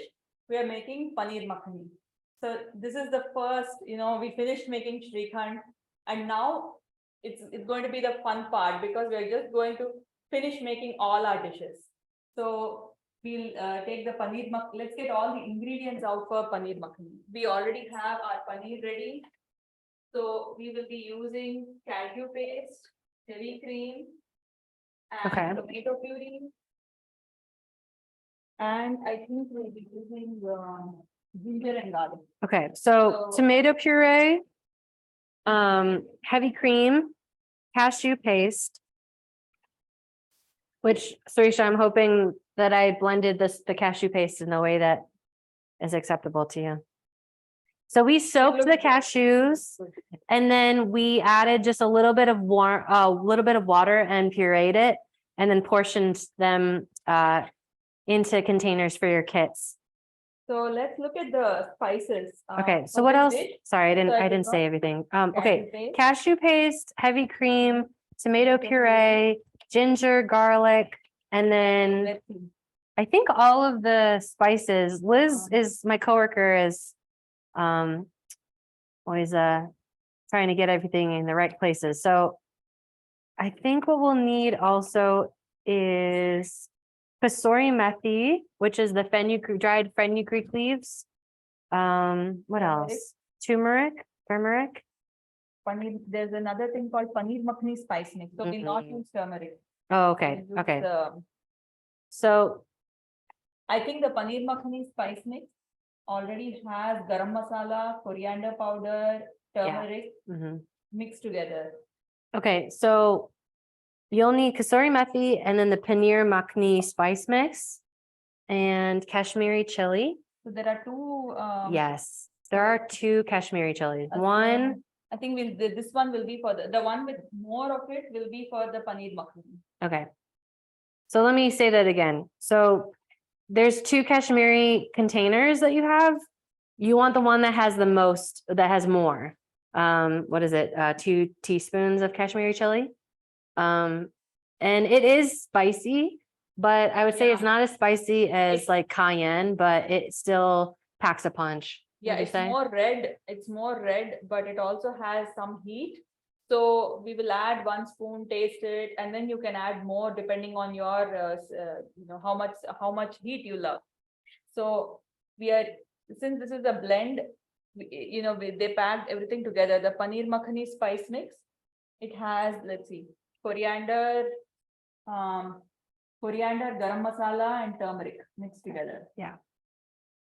Oh And my it gosh. smells really good. And you toasted Yeah. all, cumin too, or no? No cumin in Just it. coriander? Yeah. Coriander, Yeah. turmeric. And Smells so if amazing. you have coriander powder, if you use coriander powder regularly in your pantry, I highly suggest just buying coriander seeds, gently roasting them, not too much. We don't want them brown. We just want them warm and toasty enough that you can put them in a spice blender and blend them. And then, if you have a spice blender or a dedicated coffee blender to blend your spices, do small batches of coriander. It really makes a big difference. Mhm. Coriander powder will lose its flavor very quickly. So even if it's available in big packets in the grocery store, it's no point. I mean, you're just going to be left with a tasteless and flavorless powder. Yeah. So it's better to just make a small batch, say 1 cup of, I use it a lot. So for me, a small batch is 1 cup of coriander seeds. I'll go through it in a couple of weeks. So depending on how much, maybe half a cup or, depending on how much you use it and how frequently you use it, just make a small batch and keep. It really helps. Because if you see Paneer Makhani, so first let me start out by telling. Does Amora says, do we peel the ginger? Yeah. Okay, Yeah, peel the we'll ginger. be peeling the ginger and then peeling the garlic and grating them. So I was just giving an introduction to Paneer Makhani. So this is a very creamy, mellow kind of dish. It's a rich dish. Makhan. So paneer, as you know, is a cheese. Makhan is like fresh cream or butter. It's used for both these dishes, both fresh cream and butter. So this dish has fats in it. So it will have, traditionally, it would be made with butter. So you start cooking your spices in butter, and traditionally it also has onions and tomatoes. So since I wanted this recipe to be accessible to everyone and make it quick when we are making so many dishes, we decided to go with tomato puree. I think we are using Pommy tomato puree. It has no other, no citric acid, no other preservatives or anything. It's just organic tomato puree. So we are using a tomato puree, and we are going to use some heavy cream to give it the richness, and to not use too much of butter or too much of heavy cream, we are using cashew paste, because cashew paste gives it more richness And since we are not using onions, cashew paste also helps give it some body. Mm. So if you want the original recipe, instead of this tomato puree here, you would just, for the quantity we are making, you would take a medium-sized yellow onion and dice it big, and take 3 big juicy summery tomatoes and chop them big, saute them in a little bit of oil, let it cool down and blend it. Hmm. So that's it. That is the replacement for tomato puree, and you'll have the original recipe. So we are just using a shortcut today, and this worked out pretty well. So we are using a mix of cashew paste and heavy cream for richness and texture. Hmm. And we are skipping the butter. It's not, I mean, it's not needed as far as I feel. So, and then you have your kasuri methi, Kashmiri powder, and this ready. So I think the rice is now a little bit more, I can handle it, like my hand is not scorching. Which is good. So that's how you test whether it's, Yeah. we're just going to keep it in the fridge till we finish making paneer makhani. And can you, Yeah. Corinne, I can send everybody she's done another paneer makhani Yeah. from scratch, so I can include that recipe. It's on our website. But I will definitely include that, in an email, in either today or either tomorrow or on Monday. Okay, so we've got about an hour. So, what would be their first step? So first we're going to wash and peel and grate our ginger and garlic. Okay. So typically in any recipe that requires ginger and garlic, we use roughly double the amount of garlic to ginger, because ginger is very strong. So even when a dish calls for, so many people, they buy ginger garlic paste. Mhm. I just won't recommend it at all. Simply because they have some preservatives and additives, and that makes it really, it gets that acidic flavor. So I don't like it. So I prefer to just, and you don't even have to make a paste. If you grate it, it's good enough. And in this dish, since we are using only spice powders and not whole spices, it really makes a big difference to use fresh ginger and fresh garlic, and they will elevate the flavors quite a bit. So it takes a little bit of time, but it's good to use fresh ginger and fresh garlic. I'm just going to wash this. If you have a peeler, you can peel it, or you can use the back of a spoon to peel it. And we won't be using it all. I don't know. I think if you have this much of a piece, I would just maybe use Half. this half. Okay.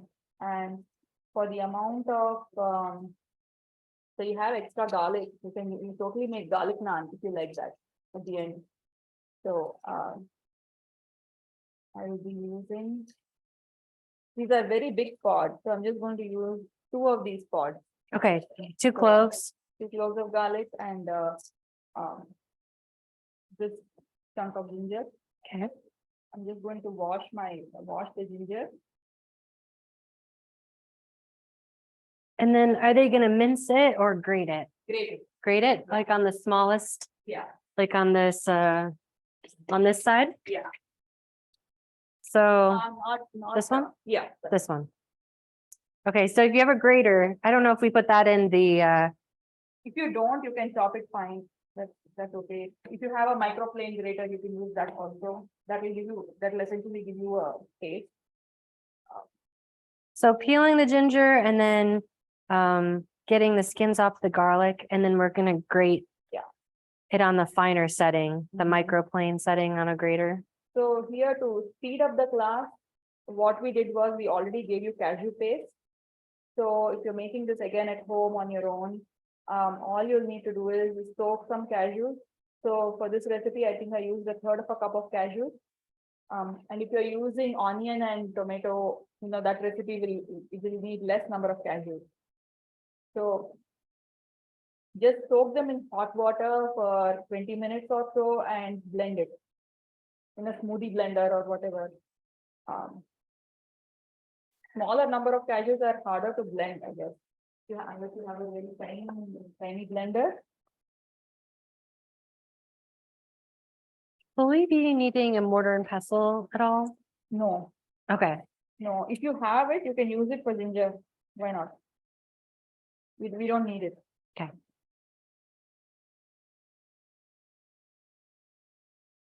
Not for today's class. So I'm just getting my ginger and garlic ready. So if this is getting hard, you can just solve it. Learned it from Food Network. Just do this. The peel comes off easily. But now this is harder to grate. So I'm just going to cut this. So just try and mince As it. long as you get it tiny enough so you don't get big chunks in your mouth. It's good. Mhm. So just getting rid of all the. Yes.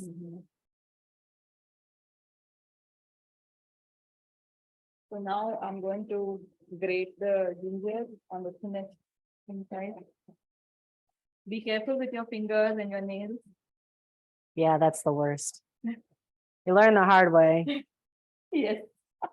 So I'm going to try to grate this as well. It's easier to do it with a smaller. We have that microplane grater or a citrus grater. Even these pieces we can chop. We don't have to throw them. And don't touch your eye after this, because that's another thing I've learned.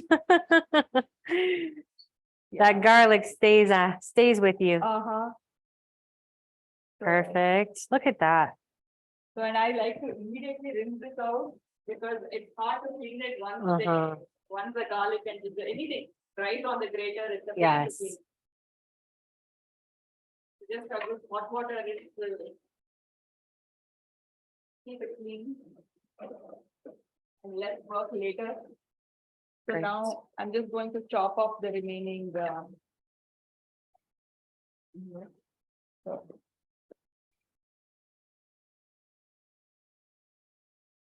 just trying to get it as fine as possible. And you're gonna need your grater again for when we do the beets. Yes. So this is good. Right. I don't know, I don't think we use the green chili. Mm. Yeah. So now we are ready to start cooking. So, Okay. do you all have everything prepped? I think so. So we've got our ginger, garlic grated. And then again, you're gonna need your tomato puree, you're gonna need olive oil, your paneer. If you touch the paneer now, you can see it's softer than when we started off. Janet and Liv says, do we need anything in the pot to heat up yet? No, we're going to start it. We'll all start it together. So now, if you're ready, we're going to start heating the pan. We'll add the ginger and garlic, and then once the raw smell goes, we'll add the tomato, and then let it cook a little bit, then add the spices. It'll go pretty quickly from Okay. now. So how high? Medium high. So medium. Maybe like between 240, 240. 260. It'll go fast. So yeah, we'll see depending on this cooking range how it goes. I'm just waiting for it to dry since we maybe I'll drain it. Good Since idea. we we're using the same dish we used for rice. So again, less cleaning at the end of the class. Well, another step, if you want, you can just drain your paneer and keep it ready. Okay, so drain the water out of your Yeah. paneer. Yeah. And maybe in this dish, we will need to dilute it at some point. So if you have reserved your whey, you can add it. So I hand yogurt for many different dishes, regularly, and I get a lot of whey. I have used that whey even in baking, focaccia or any bun. It gives such a rich texture, and they're very nice. So if you're into baking, you can replace the whey instead of water. Mhm. It's really good. That So sounds like a great idea. Okay, so our next step will be, when the pan heats up, yeah, the pan is dry now. There's no liquid. I'm adding some oil. says 2 tablespoons oil, So you can see the oil is hot here already. and that's what you want. Yeah, not smoking hot, but just hot. And then the next step will be adding the ginger and garlic. Yeah, I'm just trying to get a steel. Oh, nice. Um, so now, yeah, this is smoking. So this oil got too hot. I'm just going to decrease the temperature. Here. I'm just going to wait. Just let the oil just get warm and not hot, and then add your.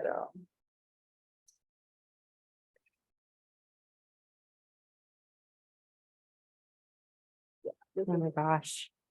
Yum. Ooh, you probably got, The steam. oh my gosh, yummy. So we just don't worry if it's sticking to the pan, because the moment we add tomatoes from the acidic nature of the tomatoes, it's all going to scrape off. Okay. Just let it fry till there is no raw smell. This step is very important, because if you add tomatoes when the onion and garlic is still raw, it's just going to not, it will continue to have that raw smell. Ah, So so it's what do you, important. how could you describe the raw smell? Like fresh garlic smell, and then by the time you saute it, it'll have a roasted smell. Okay. So you can tell a little bit, like once it's frying. Even now it has changed. You can see, right? Mhm. Still pretty pungent. Yeah, it's like, This is really good I'll garlic. taste it. Is that okay? Yeah. Taste the heat? Yeah. And So- we're about to get some really nice local garlic. I think a lot of it's been harvested, so I know that will be I real love that. extra juicy. Yeah. So now- Sam and this you Jake can says, see. smells so good, getting Yes. hungry. I know, right? And the good thing is we can eat everything. So now see, Okay. you can see like the oil is kind of oozing from the garlic. So this is a good indication that it's fried. Don't let it get too brown also. Burnt garlic is not fun. Okay. So now we'll add the tomato. And you still want high heat, right? Medium heat. Medium. We are all this we are cooking on medium heat. Is Because this nothing temperature should okay? burn. Yeah, this is perfect. Cool. Just try to get all of the tomato. Tomatoes went in, the whole container. Yeah, Oh, you're right. And all of the garlic came right off the bottom. yeah. So we'll just let this cook for a bit. And this, in my home, at least when I cook, it's splattered a lot. As it gets hot, it's going to splatter. So we'll just cover it. Okay. We just need the tomatoes to cook down a little bit. And then we will add the other ingredients. So we powder and then salt. So when it says add turmeric, coriander powder, garam masala, and chili powder, that is that whole paneer mix. Yeah. So you won't need to add these separate chili powders, or you won't have to add the other turmeric. Yeah. So in this dish, we are just using the, what was it called? Paneer Makhani mixed. Spicy. So if you smell it, you will get a nice aroma of coriander and garam masala also. Yeah, definitely smell this. Full sensory experience today in our culinary arts class. Oh, wow. And now we are getting the colors also. You can see it's already boiling. This one is a little fast, like our burner here. Mhm. So just give it a few minutes. I did turn it up. Do you want me to turn it No, back this is down? good actually. Okay. Very good. So we kind of want a rolling boil simmer. Yeah. You see, it's, oh, did it splatter? I'm sorry. No, Yeah, it's more just it was fogging up the camera. Okay. Okay, then we'll reduce it a little bit just so we can show you what we're doing. Now I'm adding the contents of this. Spice mix. Yeah. How much salt do we add? So as per taste, Did So this we, was, I don't know if we added salt yet, we haven't added salt yet. but you think maybe Let me you start with I don't know if I measured it out. Did I say to taste? you said, oh, sorry, there's a spelling error. Instead of Walt, we're adding salt. Half a teaspoon. Half a teaspoon. then So yeah. Corinne, you had a question. Did you say skip the turmeric? Yes, skip the turmeric because it's already included in the spice packet. So you won't have to add the separate turmeric. So I'm adding salt also to this, and I am adding as per taste. You can just add half a teaspoon to start with. And we'll also add the Kashmiri chili powder. I'm going to start with half. I think I will, for my taste, I don't know though. Each batch is different. So I'm just going to start with half. And see, Daniel, we did add all of the makhani spice mix. yeah, you can add a little less if you want because the garam masala does feel strong. So we'll see if you've not added and want to just add as per your taste, you can add less of that.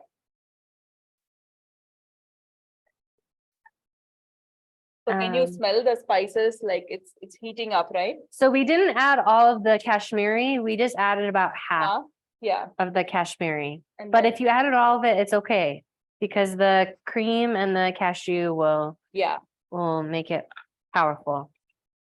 Now we are adding the cashew cream. Cashew cream. So again, we soaked this for a couple hours or we soaked it overnight. Was this like a third of a cup? Like It was. Okay, perfect. And so what I ended up doing was I did like 3 cups of cashews. Well, that was 1/3 cup. this was in a bulk amount, but we added a little bit of water just to help get it to that texture. So at this point, I'm adding the whey also. I use the whey to kind of help me get the cashew paste out. So Okay, so you added the whey into the cashew cream. yeah, just to help me get it out. Okay. Do we add the whole thing of the spice mix? We did. We did, but I think if you haven't yet, then I would say add half of it and see how it's going because I can't control like the garam masala. I measured as per the garam masala I have. This one is a strong one. So if you haven't added it all, add half to start with. See how the flavor is and then add more. And then we added the cashew paste and we saved some of the whey from the yogurt that we strained. So we added that in there too. So and we'll be feel adding free, add cashew paste, add the spice mix, half of the Kashmiri chili. I think we did a half a teaspoon of salt. and at this point we will even see how all the flavors are. Wrong. So if you haven't added the entire masala or the spice powder, add a little less. Okay. Because this is a bit strong. But this is going to get more mellow. Don't worry if it feels very hot right now. We're going to reserve some of the cream. We'll be using it for garnish. Okay. So like a tablespoon or a teaspoon? A tablespoon. So we'll add a big dash of the cream and we'll save some of it for later. Okay. And then we're going to let the cream cook. Okay. So we added most of mellow the it down. cream except a tablespoon. All of the cashew paste. Okay, sorry.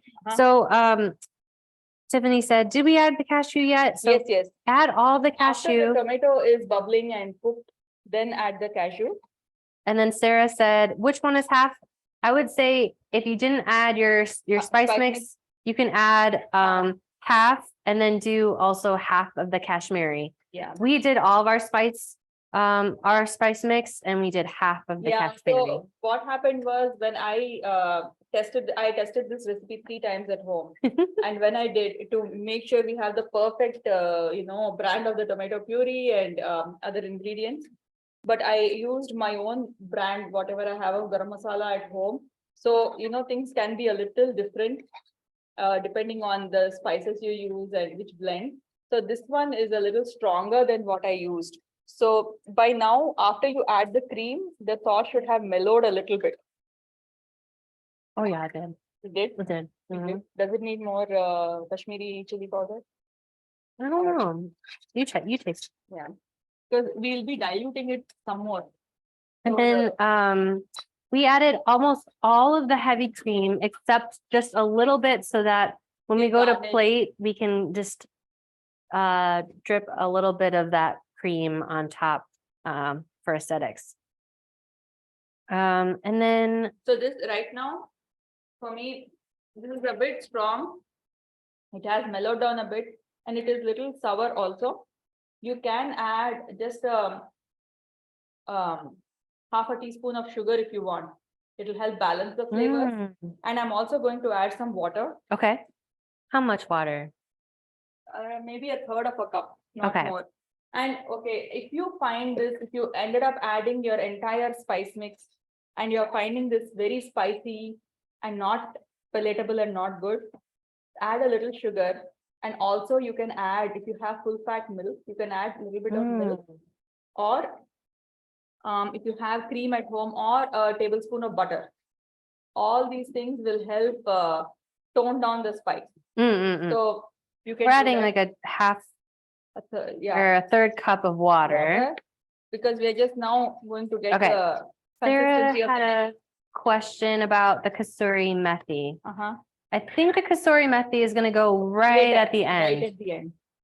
So what you're going to do, Sarah, is you added your oil, you added the ginger and garlic, then you added your tomato puree, and then you can decide if you like spicy, you can add your entire spice mix. I would say don't add, given how this is tasting, add a little bit less. Start with half. Okay. Because this is supposed to be a mellow dish. So how many of you added the whole thing? Just curious. Vivian said she did. Okay, if you taste it, Vivian, and it's tasting a little too strong, please go ahead, add little sugar, and then add a little bit of butter, or any milk, any heavy milk, like a. She says I'm Indian, it's fine. But everyone else did. So if you taste it and then add a third cup of water or some butter or some sugar. Water, we'll need to add some liquid to get the correct texture. So if it is too heavy on spices for you, add whole milk if you have that at home, or add cream if you have more cream at home, or butter, unsalted butter. And then we added only half of the Kashmiri chili. Yeah, because the spice mix was actually pretty potent. So. And now we're adding the paneer. Yeah. That we strained from water. Yeah. So I hope it didn't. Oh no, it's good. And it looks so creamy. Oh yeah. So this, we will let this simmer for a few minutes. So the paneer gets into the gravy and cooks for a couple of minutes. And also this gives it the time for the cream also needs to cook a little bit for it to have a nice rich flavor. So we'll just give it a few minutes. And it's also going to be paired with the naan and the raita, which will help cool it, and the pulao. So I intended for this dish to be more milder than what it is, but this is turning out to be like a real Indian meal with the spice levels, and you'll actually need your raita to tone it down if you're not used to heat. This is authentic. Yes, and then it's more authentic than. Pamela says, how much extra cream should we add to cut the flavor? I would add 2 tablespoons. Okay. You start with 2 tablespoons and let that cook. And add a pinch of sugar. If we have sugar, even for us, I will add. We did add the paneer, Jamie. So we ended up adding everything except the kasuri methi, which we will wait on. Just adding a tiny, just like a quarter teaspoon of sugar that we're just adding. Yeah, just to balance the, sourness of the tomatoes and the spices. And we also, we did add a third cup of water just to tone it down a little. The texture, we have to get the right gravy texture. So that's why we added the. So we've got about a half hour. Yeah, we have to just now finish everything. We'll be done. Okay. Yeah. Okay, so the next thing, do we want to do? We will add the kasuri methi, and then I'm just tasting this dish.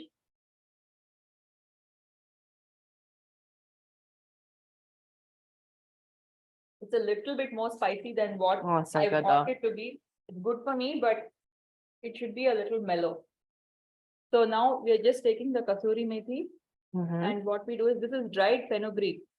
So fenugreek seeds are very strong and bitter, but the fenugreek leaves have a wonderful aroma. So you just Yeah. crush between your palms like this, and so you get only the fine leaves to come into the gravy. It gives a slightly smoky taste also, and then you're left with some of the dry stems that you can discard.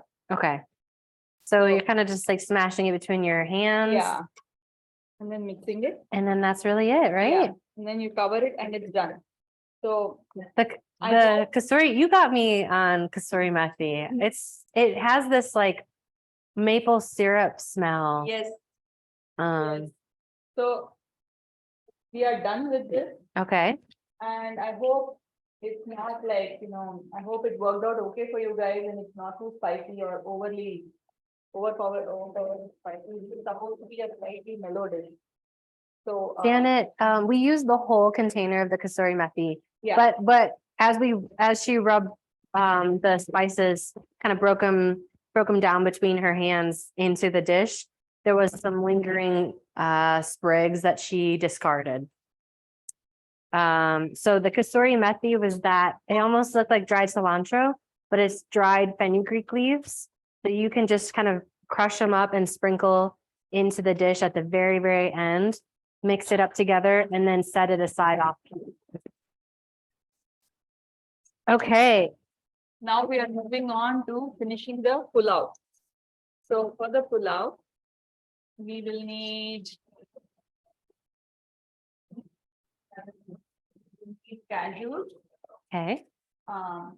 And then our rice is cooked, our spinach is prepped. Let me take out all the other spices and see what all we need. So Pulao spice mix. The fried onions we'll use at the very end as a garnish.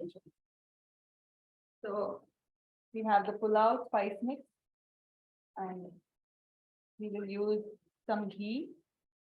And then Maggie, I would recommend using half of your masala mix. yes, And then Yes, all yes. of the cheese. yes.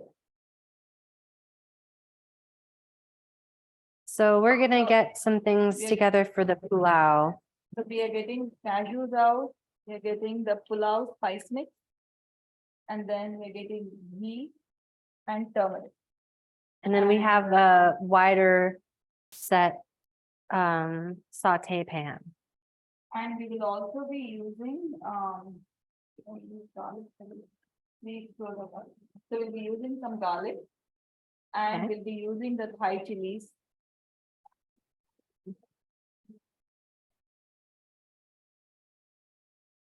Everyone should have 3 Thai chilies. So we'll be using 2 of them in this dish. So Thai chilies are like these super spicy chilies.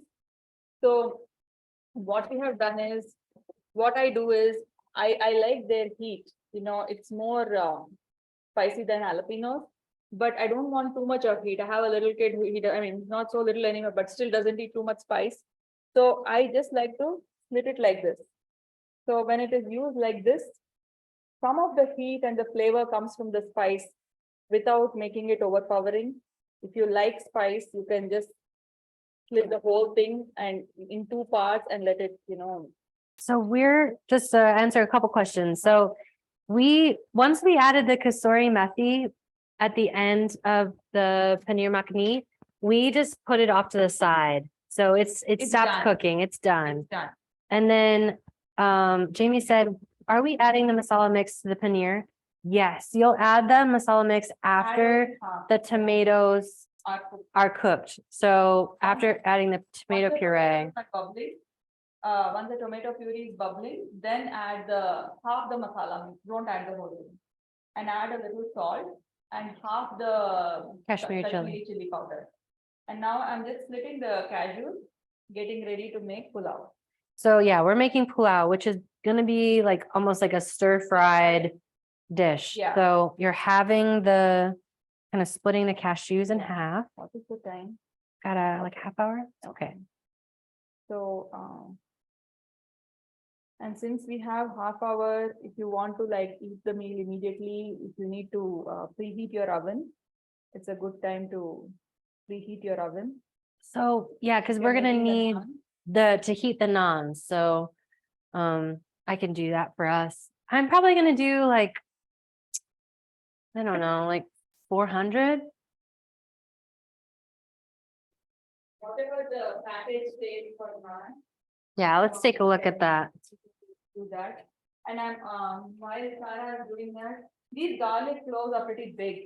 So I'm just using 2 of them for the pulao. I'm just going to again grate them. So Anybody have any more questions? Did we answer?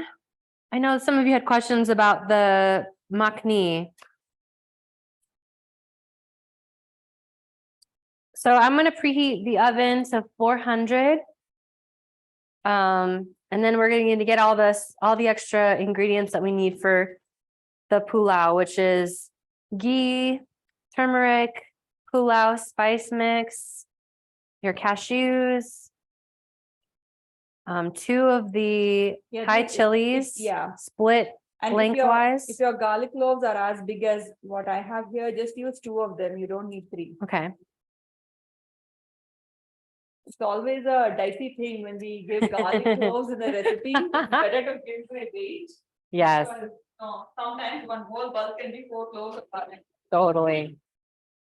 So Sarisha, this is such a cool idea. I've never seen this. We You do just this, just break it in half break it in half. down the middle. Yeah, and if you have difficulty doing this, you can just, use a paring knife to do it. It helps because sometimes, there can be bugs in cashews. And also, So we're gonna grate the garlic. yeah. And also this splitting the cashews gives them like, it's a nicer texture in your mouth than having the whole garlic, whole cashew. Mm-hmm. So that's the reason we do that. And it will look really pretty. Yes, yes. So now, when we fry the cashew, in the oil, we can reserve some and set aside for garnish. Okay. So by the end of the meal, we'll make it very pretty also. So again, I have my garlic here ready to. Okay. She just grated it just like before with the finer side. And then, yeah, she halved the cashews. And then, yeah, I love this idea. She split the chili down the middle, but still left the top stem on And so that you can take it out of the dish if you now needed the to. corn. So I think for this recipe, we can just use half of it. I Okay. don't think we'll need the entire corn. Okay. So I'm just going to take half. If some of you have not cooked your corn yet, now might be a good time. Just husk your corn, clean it, and then I'm just using 1/2. So this is cooked corn, but if you're doing it raw, also do the same thing. Oh, I like how you do that. Just- I usually stand it up but this Oh. looks like you can get a lot more kernels doing it on its side. Yeah, whatever is convenient, do it that way. This is a nice juicy corn. Mhm. So we have our corn ready also. So- You can always use frozen corn in this recipe too. This But looks since good. it's summer, I'm just gonna eat. yeah, it's so good. It's nice and sweet. Taste as you go. Yes. So this, I'm heating it to again medium heat. So Sarah, yeah, the 2 chilies, she split Yeah. down Yeah. down like lengthwise, but they're still connected to the stem. And that is a way that it can still get spicy, but you won't have all the seeds fall out as easily. So now that you have all your ingredients, only work left to do is cut the cilantro. And Okay. once this cutting board gets empty, we can cut the cilantro. Okay. So we don't need it at the beginning. So get your rice out. You can see it is nice and dry. Oh, it is dried. Uh-huh. I'm just gonna keep eating. So now we are ready. Get your oil hot. We'll first start, get the pan hot. We'll first start with oil. Okay. And then later you can use a mix of oil and ghee, but I like to add ghee at the end. It gives it a good flavor. Okay. So medium high skillet Yeah. with a couple tablespoons of oil, Yeah. 3 Little 3. 3 tablespoons of Yeah, oil. because we have to saute all the rice also, no? Mhm. roughly 3. And then first we will add we'll fry the cashews first so that we Okay. can take some out and set aside for our garnish. Okay, cashews are going in first. Yeah. So we are just going to toast them a little bit. And these are hard to resist, raw I as know. well as fried.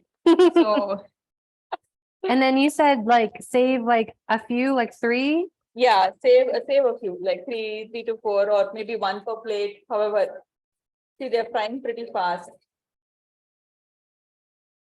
So once they fry, are you gonna take them off? Yeah, I'll just take out a few, Okay, not all of them, but Okay. the rest of them. So I'm taking them out now. So just okay. maybe 3 to 4. All right, so once they're fried, Just reserve some. reserve For- 4 on a separate plate so that we can garnish with them Yeah, at the end. yeah. And then now I'm going to reduce this heat a little bit. We are going to add all the whole spices. Ooh, this is gonna be so good. So we have cumin seeds, star anise, cardamom, and bay leaf. So this is going fast here because this pan got really nice and hot. Now I'm going to add garlic and the chilies. Okay, so we did oil and then we did the cashews. We took 4 cashews out. Then we did the dry pulao spice mix. Then the chilies and garlic. And once the raw smell of garlic goes, if you're using raw corn, add your corn now and saute it for a few minutes till it cooks. If your corn is already cooked, we'll go ahead and add our cilantro. Sorry, the garlic Ooh, is got very you. strong. So that's why my Oh, eyes are watering. So now this is good. I'm just adding the garlic is no longer smelling raw. So I'm adding my did spinach you and add cilantro. mustard seeds? No, mustard seeds are not for this recipe. Okay. Mustard seeds are for the raita. Okay, must save your mustard seeds and as well as the powdered cumin. That's for raita, Yeah, right? yeah. So save those. Just We just add the pulao spice mix and garlic along with cashews. and then the 2 chilies. Yeah. 2 chilies. And So now you can just let that warm up a little bit. so then So we this added part- all of the spinach and cilantro. Yeah. The puree. So just let this get nice and warm. So this part will go a little bit quickly now. So after this warms up a little bit, Maybe more. and keep an eye on your chilies also so that later you can take them out. You want a garlic- glass of water? I'm okay now. The garlic got you. Yeah. So now we are just going to add. So you can see the spinach kind of, since it's already cooked, it won't take very long. We're just going to. Are we all in the same page, doing the same thing? Sorry, Sarah. Yes. So it's just the pulao spice mix Yeah. and then the 2 fresh Thai chilies. And then we added the We'll add turmeric also. now we're adding the turmeric, the corn, the cilantro, spinach mixture. Now we are getting ready to finish this off. So once this sautés a little bit, we can now chop up our cilantro. Okay. We'll So be the using- leaves. Around half of the remaining cilantro leaves. So this, and we'll add it at the end. So this will give it a nice fresh flavor. The cilantro leaves give it extra freshness. I'm just chopping it up really as fine as you can. Just wind it all up into a bunch and So chop great. it. So because cilantro is such a delicate herb, we don't want its freshness to be completely cooked. That's why I prefer to cook the stems and then add this at the end. I'll go through the order again on the pulao. So we did about 3 tablespoons of olive oil, and then we threw in all the cashews and cooked them a little bit. Then we took 4 of the cashews out and put it on a plate. And then we put our garlic that we had grated, as well as the pulao spice mix, the 2 Thai chilies, and we cooked that a little bit. And then we added, then we added the cilantro spinach mix, the corn, And the now, turmeric. now I'm ready to add the rice. Just try to separate the grains while you add them so that we don't break them up too much with the spoon, so that we don't handle them too much. So I think if you look at your spinach cilantro pulao, we were doing 5, 6, and 7. So that's where if you wanted to read it, we're just doing we're on this. Just adding all the, yeah. Just, yeah, wide pan, add oil, add split open cashews, fry until lightly golden. Then add the whole spices, bay leaf, cumin seeds, star anise, cardamom, Now garlic. we haven't added salt. So I'm going to add salt for this. Start with half a teaspoon and see how this goes. So You're gonna add salt to taste. yeah, salt to taste and give it a good mix now. You can see the color changing. I'll check the oven.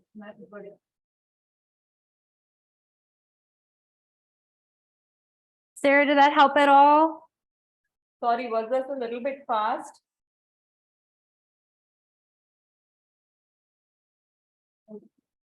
Now we will add the rest of the cilantro. Whatever we have chopped, the half bunch of cilantro. Okay, so we added a little salt to taste, all of the chopped cilantro leaves that we had left over. And we'll add a little bit of ghee now. Oh, look at this. So this will Sorry if that's give my it, hair. no, So we're adding the ghee, all of it, or? no. We'll add like 1 tablespoon or Okay, little. about like half of the ghee that we gave you into here. Are you guys cooking up a storm? Anybody need anything explained? Janet says, does it need to boil before we put the rice in? No need, because the spinach is already cooked. We blanched the spinach earlier. Only thing you have to make sure is if you didn't do the corn hack, then you'll just need to saute the corn for a few minutes before adding the spinach. Okay. But either way, the corn is so delicate that if you didn't, it's probably, Yeah, the warmth it will will be kind fine. of cook it. This looks amazing. You see and we have lime juice. Now let's give it a taste. Okay, And then at the end, we can add a little lime juice for brightening. Okay. Thank you. So make sure to try as you go.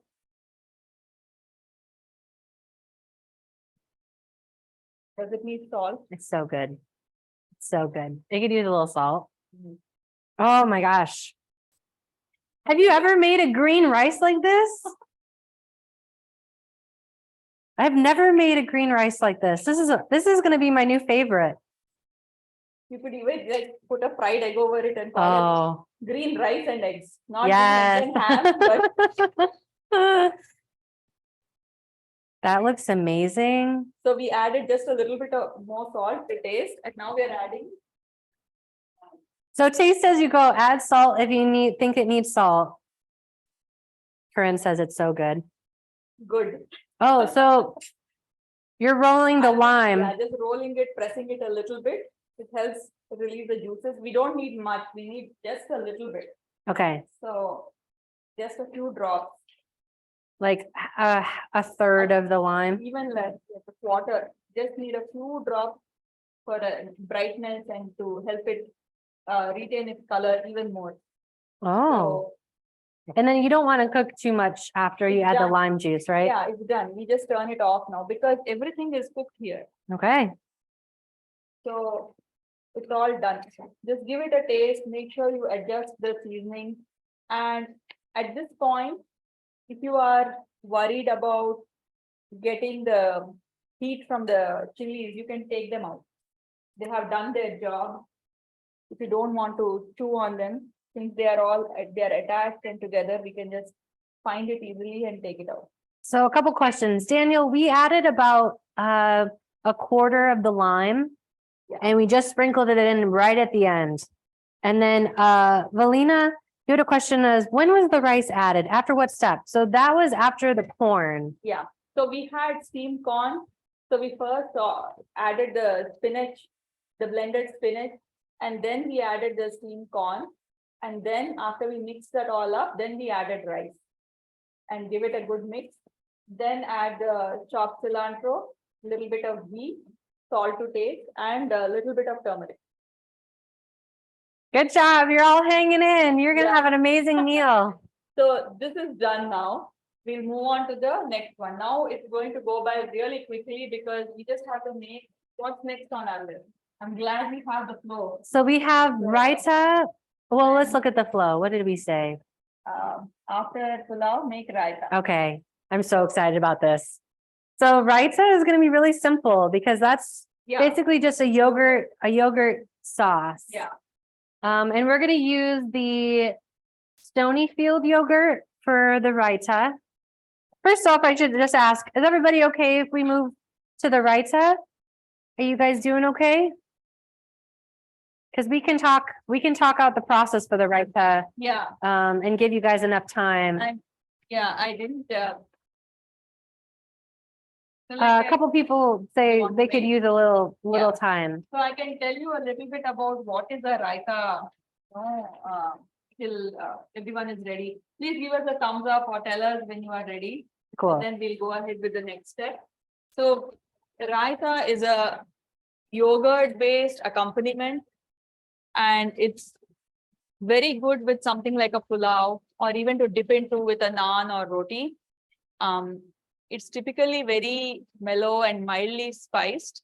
You can use even our cooling dips. We will still add some heat. So we still want that to be flavorful, but not very hot. So we are using full fat, plain Stonyfield organic yogurt here.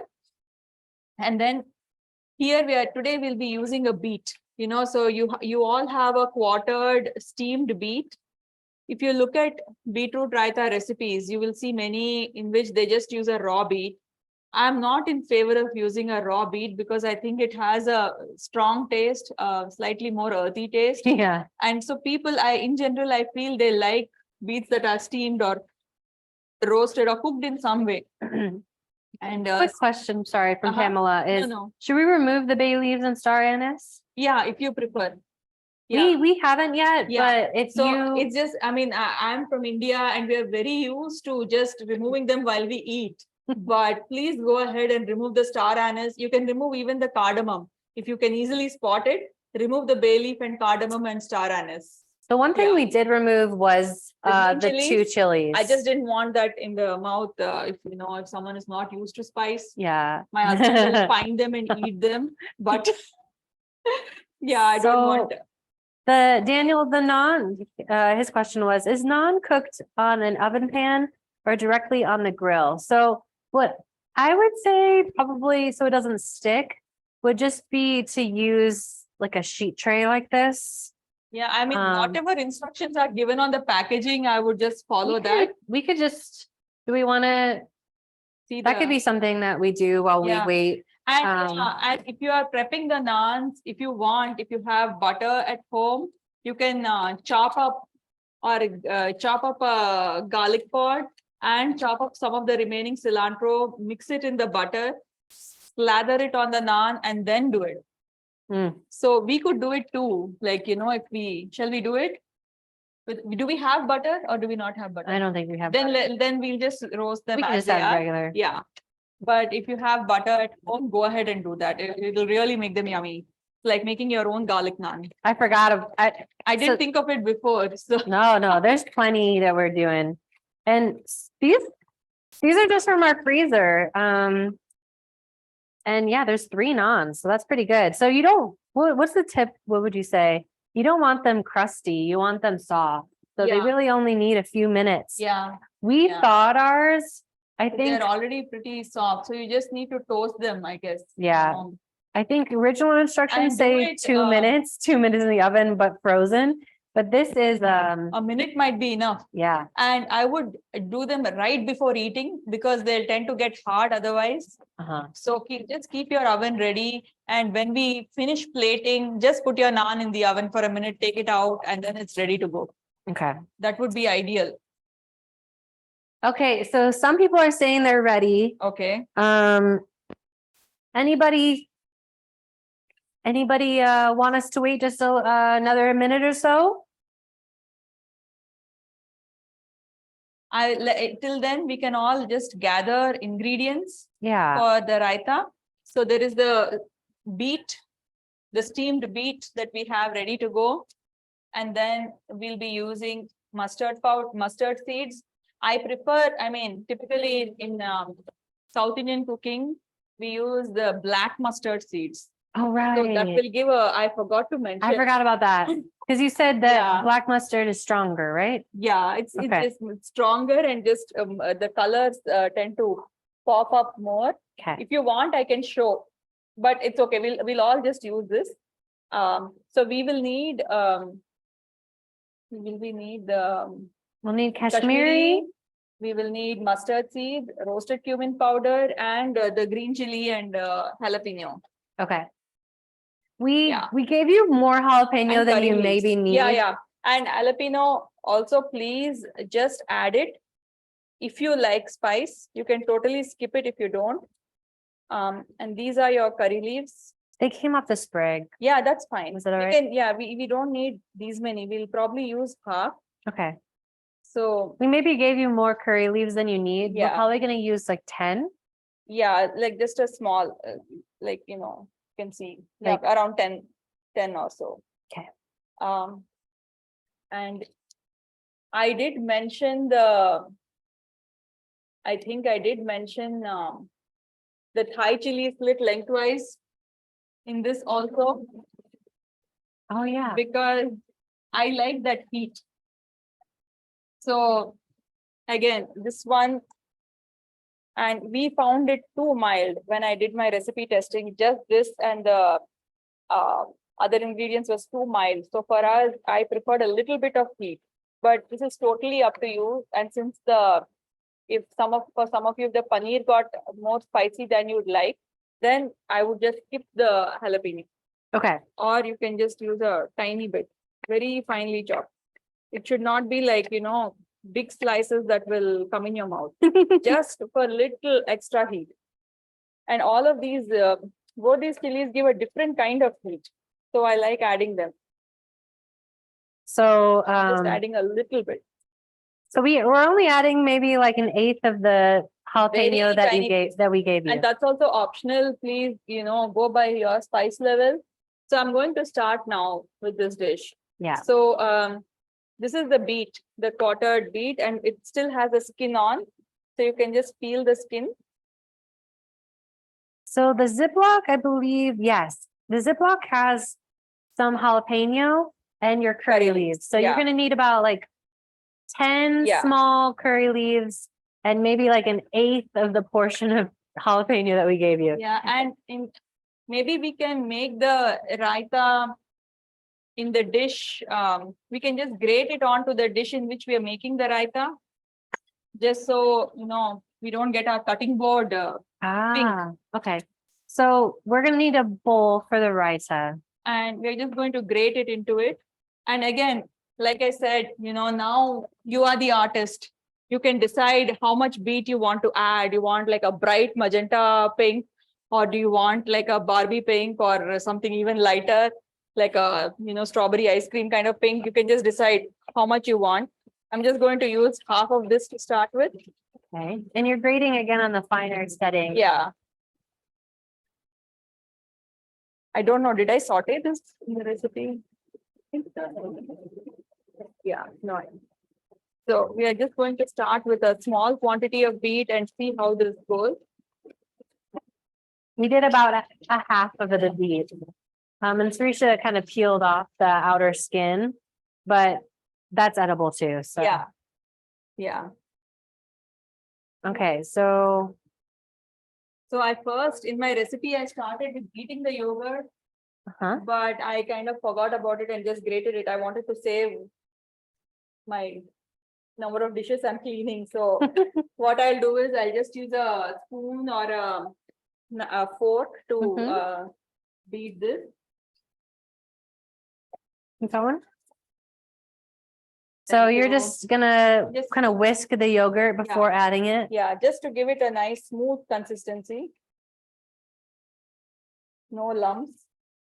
I might turn that oven off really quick.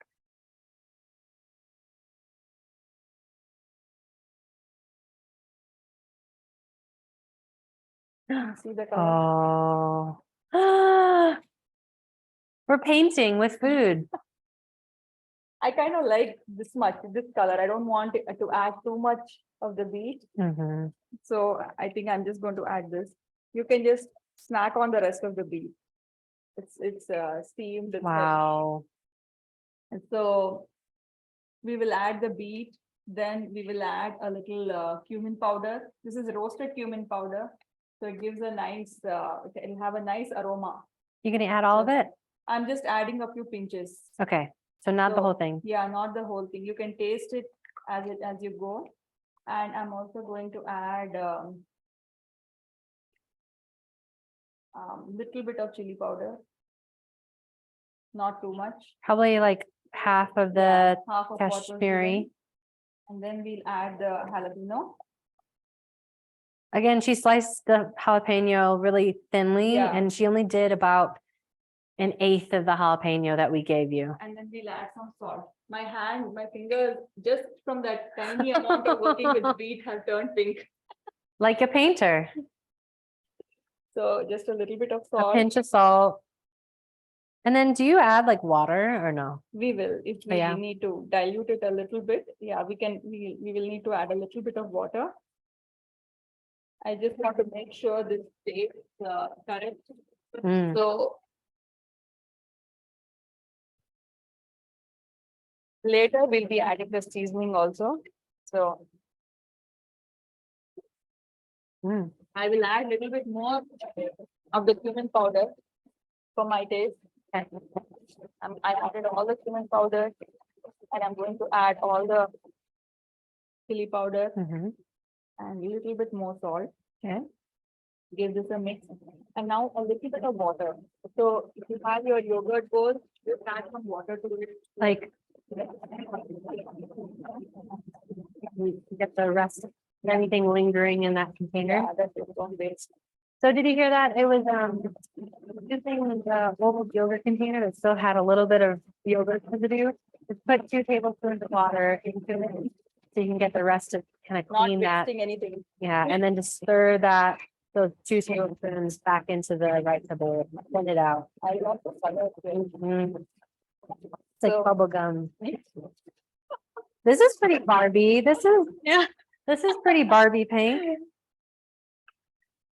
So now we will need a small pan because we will add a seasoning to it. This seasoning with mustard seeds and curry leaves is what makes it South Indian. Mm. Is this called Tadka. tadka? Yes. So this is Will you describe what that is? yeah. Tadka is basically for Indians, it's the life of any dish. So dal tadka, you would have heard of that. Tadka is basically frying. Is that Yeah. is that how you pronounce it? Yeah. Okay. Tadka is basically frying spices and herbs in oil or garlic in oil and giving that flavor to the oil and adding it at the end of preparing the dish. We add it right at the end on top. So that gives it a very nice flavor. Mhm. It's especially done with dal, any lentils, it's done with raitas pretty frequently. Then it is done with any more of the liquidy, like saucy dishes. So you're gonna, so it's 5 o'clock. We're going a little bit Just, over, but it won't be we're that almost- much longer. it's almost done. Once we do the tadka, it's just the onions and we are done. Sorry, it took longer than No. what we thought. Just warming up this pan. I just rinsed it to make sure there was no dust. Totally. Uh, And the tempering of the spices happen almost yeah, it instantaneous. will be a few seconds. And for this tempering, we'll be using some ghee. Ghee with yogurt based things gives a fantastic flavor. Mm. So it's good to add ghee. So So, yeah. the tempering part is you're heating up your ghee, you're kind of Yeah, throwing in some spices like the mustard seeds and the curry leaves and the and the green chili. yeah. But it's like almost like less than a minute, Yeah, right? yeah, it takes a few seconds. It just take. So I thought I'll use these few seconds to show you my spice boxes. So this is a traditional Indian spice box, and this one is filled with all the South Indian spices. Oh, So this I would use oh, regularly, like with lentils and everything. This is from my kitchen. amazing.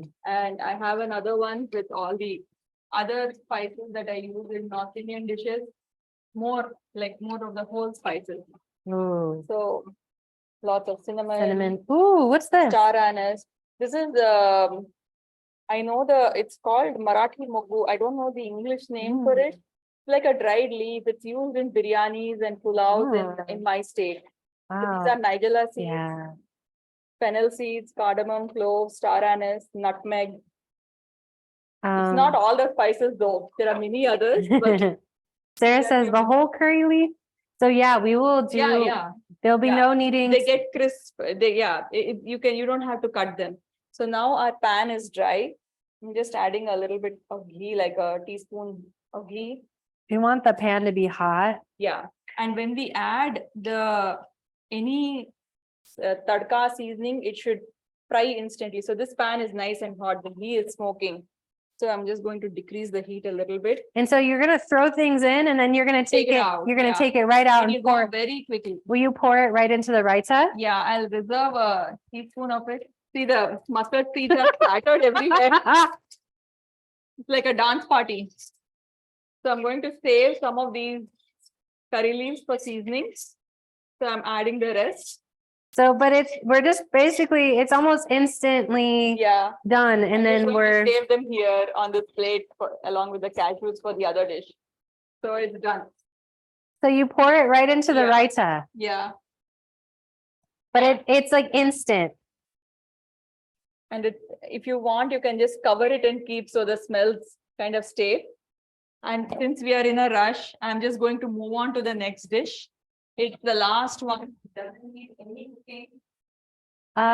Sarah, we added all of the Kashmiri chili of that quarter teaspoon, and then the quarter teaspoon of the roasted cumin powder. Yes. We added that in there into the raita itself. And then the only thing that you're going to be tempering is the mustard seeds, curry leaves, and the green chili. Perfect. So now the finale. We don't need this whole onion. We'll be doing maybe, we just need a few slices per plate. Okay. So Laccha Pyaaz is like slightly flavored onions that go very well with naan and roti. Daniel, the curry leaves should be in a Ziploc bag. Something fell. It's. Can you hear me? I think it's okay. Hold on. How does this go? So the last thing we are making is this sliced onion with a few spices. So that is a great accompaniment for the naan. And like I said before, we are doing it because we have good onions in summer. Like the sweet candy onions would be great for this. I just kept a bowl of cold water next to me. And since this onion is pretty big, I'm just going to do this half.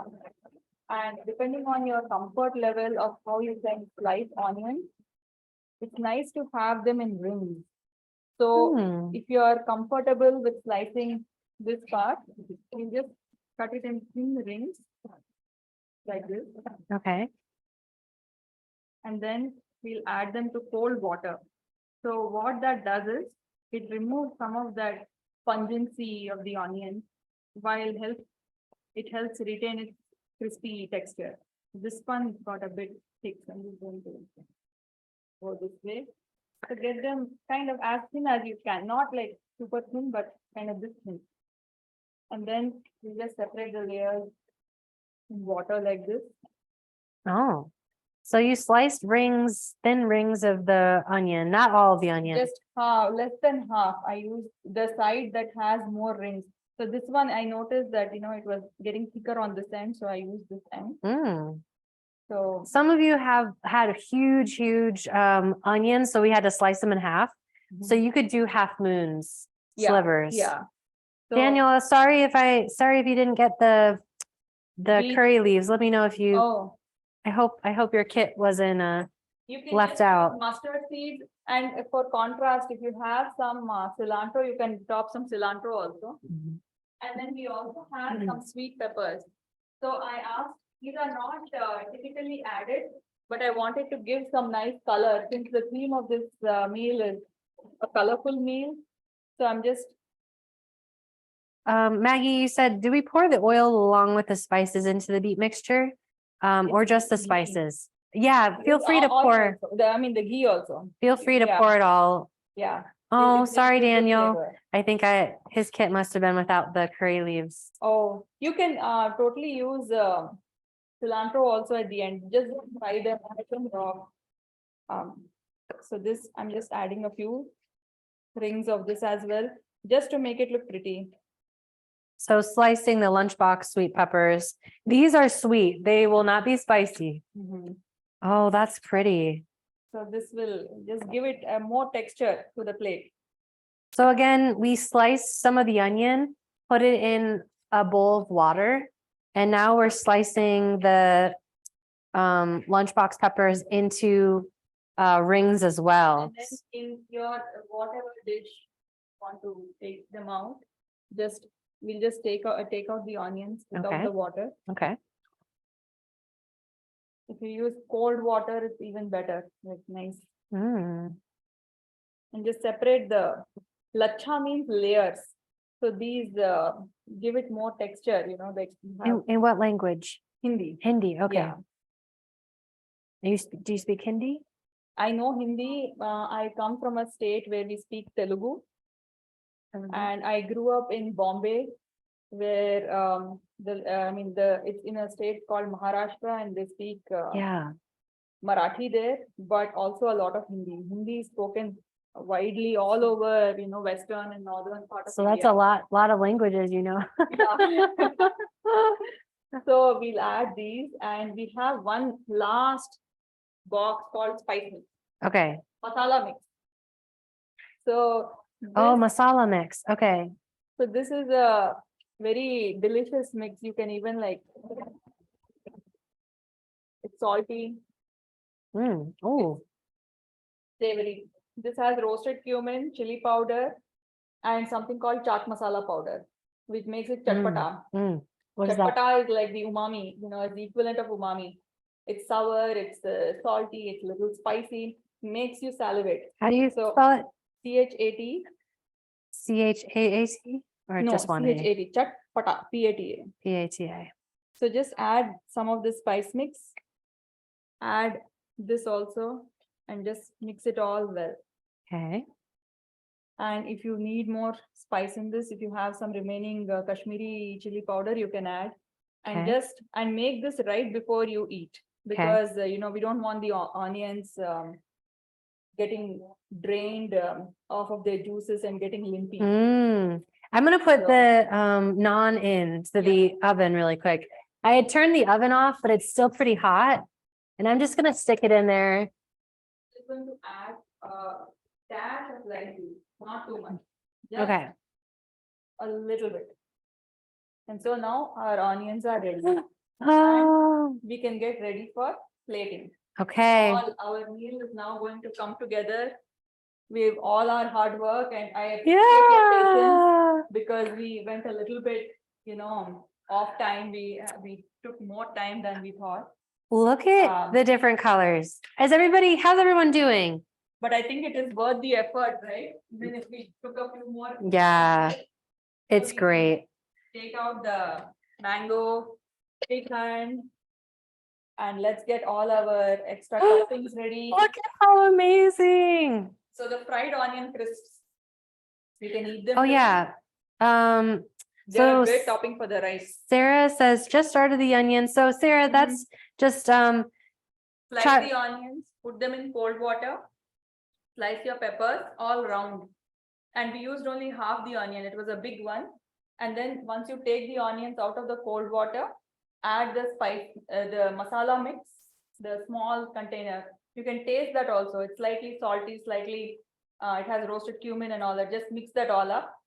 You can use most of it, I think it will be fine. And then just a squeeze of lime juice. and we don't need to soak the peppers. It will just, Yeah. the soaking for the onion is just to kind of get rid of that onion bite.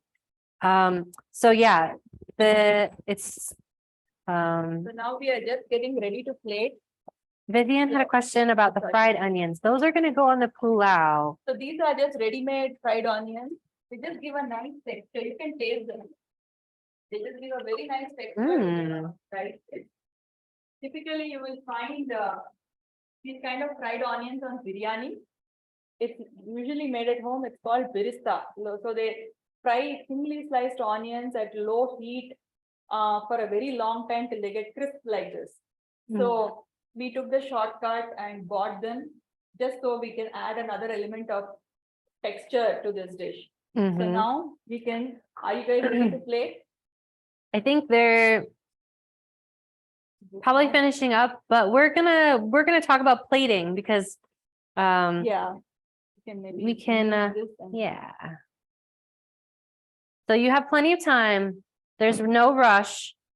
We just want to show for those that are, is anybody ready for plating? You let us know. Yeah, you can just gather all your dishes, extra ingredients. Oh my gosh, look at it. Have the Paneer Makhani with some cream on that side. That's the garnish for that. We'll garnish the rice with the cashews and the curry leaves will go on the raita. So Let me get a few spoons. Melissa, Melissa, the lime will, not all of the lime, but just a little lime will go on top of the onions. So all the masala mix, that already has salt in it, so I don't think you need any salt, and it's just lime squeezed on top. It's almost like a Indian pico de gallo. Oh, Yeah. so we're putting a bunch of spoons in every dish, and we're putting the little toppings next to the dish. So Just getting everything ready. we've got the leftover, and if you use all of your ingredients and if they're already in the dish, that's totally fine. But we have leftover cream, and that's gonna be able to be topped onto the paneer. And then we've got some cashews that will go onto our pulao. And then we've got also curry leaves that we saved For raita. for raita. The fried onions also go on the Oh yeah, pulao. fried onions also can go on pulao. And then we've got the leftover mango, your favorite, that will go into the shrikand. Well, maybe as you guys are still finishing up, we'll have you do it so that they can see Okay. how to do it, and then we can do another one. Does that sound okay? Yeah. So we can, now it's our palette, like we can play with it how we like. So I would probably put rice. Let's see. We can do it however we like. So I think I will put the naan and the onions on this on Okay. the bigger compartment, so it'll be easy to eat. And then we'll do the other dishes. How many Okay. do you have? You have this, that, and this. So it's perfect. So I'm just going to start with the rice. Just fluff it up a little bit. So there's no worry, you don't need a plate, but we're gonna show you how she would do it. And then you guys can try. And if you had other little dishes that you wanted to do instead of, Yeah, you can totally instead of make using- it like if you have small containers. You can Here. do it like that. so if you have something like this is what Surisha uses at home. If you're familiar with my Instagram, you would have seen some of these plates. But we wanted to get you the compartment plate so that you could experience the thali, because this is kind of a traditional way of lining every dish up, right, Teresa? Yes, and this is how we would eat, like all the courses together. You can take a bite of this and a bite of that and enjoy the whole meal, and there are no rules once it is plated. The only rule maybe people eat dessert at the end, but then you're your own boss, you can So then match and eat however you want. So I should have probably done the pink here. Maybe I'll do this one. okay. So because raita goes well with the pulao, I'm going to put them close together. So the pulao, we'll first add everything to the plate and then we will garnish. Okay. So here is the pulao. And then the raita. Oh, okay. So we have the like herby, sweet rice and like kind of nutty rice, and then we've got the cooling, spicy and earthy raita. Then we got the spicy and creamy paneer. The authentic Paneer Makhani, which turned out to be more spicy. I love it. And then we have the mango. Shrikant. Can't wait to eat this. Thank you, Janet. Thanks, Olivia. So glad you guys could join us. Are they leaving? They're plating? I- They're done? So now we'll add if the naan is ready, you can now add the naan also. Okay, naan is ready. So if you didn't put your naan in the oven yet, I would recommend doing it now. Just take one out. Okay. Thank you, Melissa. We'll be doing more classes with Sarisha. So if anybody has to leave right now, that's totally fine. So We're so glad you joined us. we're just adding the onion crisps on top Oh, of the pulao, and we'll be adding a cashew, nice. and then we'll be adding some of these curry leaves, the fried ones, on Wow. the raita, and then just a dash of cream.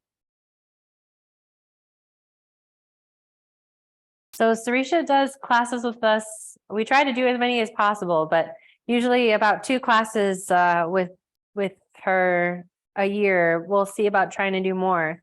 So you can Oh, spiraling them. yeah, just mix it into it. Yeah. Or if you have a bowl, you could even put it in a bowl and give it more of a shape. But here is your Oh my colorful gosh. meal Look at that. once it is plated. Look at it. Have you guys tried plating yet? Is anybody plating? I would love to see pictures. And the order doesn't really matter. So here, it's not a big deal. I added the paneer here by mistake. It's okay. I'll add the raita here and I'll keep the corner for the sweetheart. Look at this rainbow menu. Vivian says we'll be posting on Instagram tonight. So fun Awesome. and beautiful. Do taste and tell me. Please taste everything. We tell want to us what you know. think. But definitely take a picture. Tag Common Ground. We have a Facebook and Instagram. Sarisha's Instagram is My Craves and Raves. And then please tag the Urbana Arts and Culture program and feel free to follow them. They've got so much different programming. I think this past year, they funded more than like $80,000 in arts grants. So from music to murals to other different arts programming. They have a lot of really free arts programming here in Urbana. So definitely follow them if you like arts. If you like all the arts. And do taste everything and let us know what you think. I would love to know. Ashley says, tasted as I went and it's amazing. Our naan is grilling up now and we will post pics. We'll love that. And eat. And I will say, take pictures of your plates, but if you want to be in the photo, we love to see the people behind the cooking. But thank you guys so much. Are there any questions?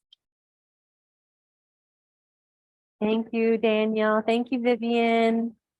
We'll let you eat now. Now you have a whole beautiful menu for dinner. Tiffany says, thank you. This was awesome. Jamie says, thank you. We'll take pictures and post this evening. Angela, thank you. She said, thanks so much. It's beautiful. Vivian says, cookbook. I know. Yeah, that would be so great. You're definitely check out Surisha's Instagram. She has all of these amazing recipes. And then I will send you the recording tomorrow or Monday. And then I will link the from scratch Paneer Makhani that you've done. Yeah, And the other classes that she's done with us.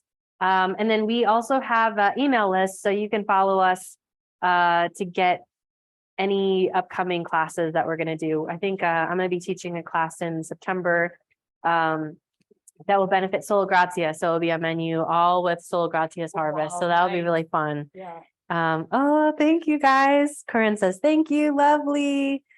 Pamela, thanks so much. Can't wait to eat. Sam and Jake, thank you. This was awesome. Nilesh Thali. Oh, I love that your name is Thali. Says, thank you. We are mostly raw and vegan, so we are cheating a bit and trying to adapt the recipes a bit. So I petered out after 3 dishes, but this was excellent. Namaste. Mora says, I'm a little behind, but I'm so glad for this class. Thank you, Urbana. Totally. Take your time. There's no rush. And you've got all the recipe cards. So they're there in case you need them. And Katie Morin says, thank you guys. So yeah, feel free. We would love to have you try everything and take pictures, but reach out. Thank you so much. Thank you, Sarah. We've been so excited for this class. We've been thinking about it for months. And I think we, Liz applied for the arts grant. Liz is our amazing behind the scenes marketing person and assistant marketing manager. And so she applied for an arts grant for us here at the co-op. And so we want to keep doing more free cooking class programming. So we're really excited to try and continue to do something like this. Nilesh says, looking forward to the next one. Amazing job, Srisha and Sarah. And thanks to Liz for the ingredients kit. Very grateful. Yeah, I'm so glad everybody got a free kit. That's awesome. And again, thanks to the city of Urbana for funding this class in its totality. And we'll let you guys go and have a great meal. And we'll see you soon. Oh, thanks. It was great watching behind the scenes. I saw all the hard work. Oh, hearts back to you, Angela. All right. Well, I'll see you guys soon. Okay. Thanks again. Bye.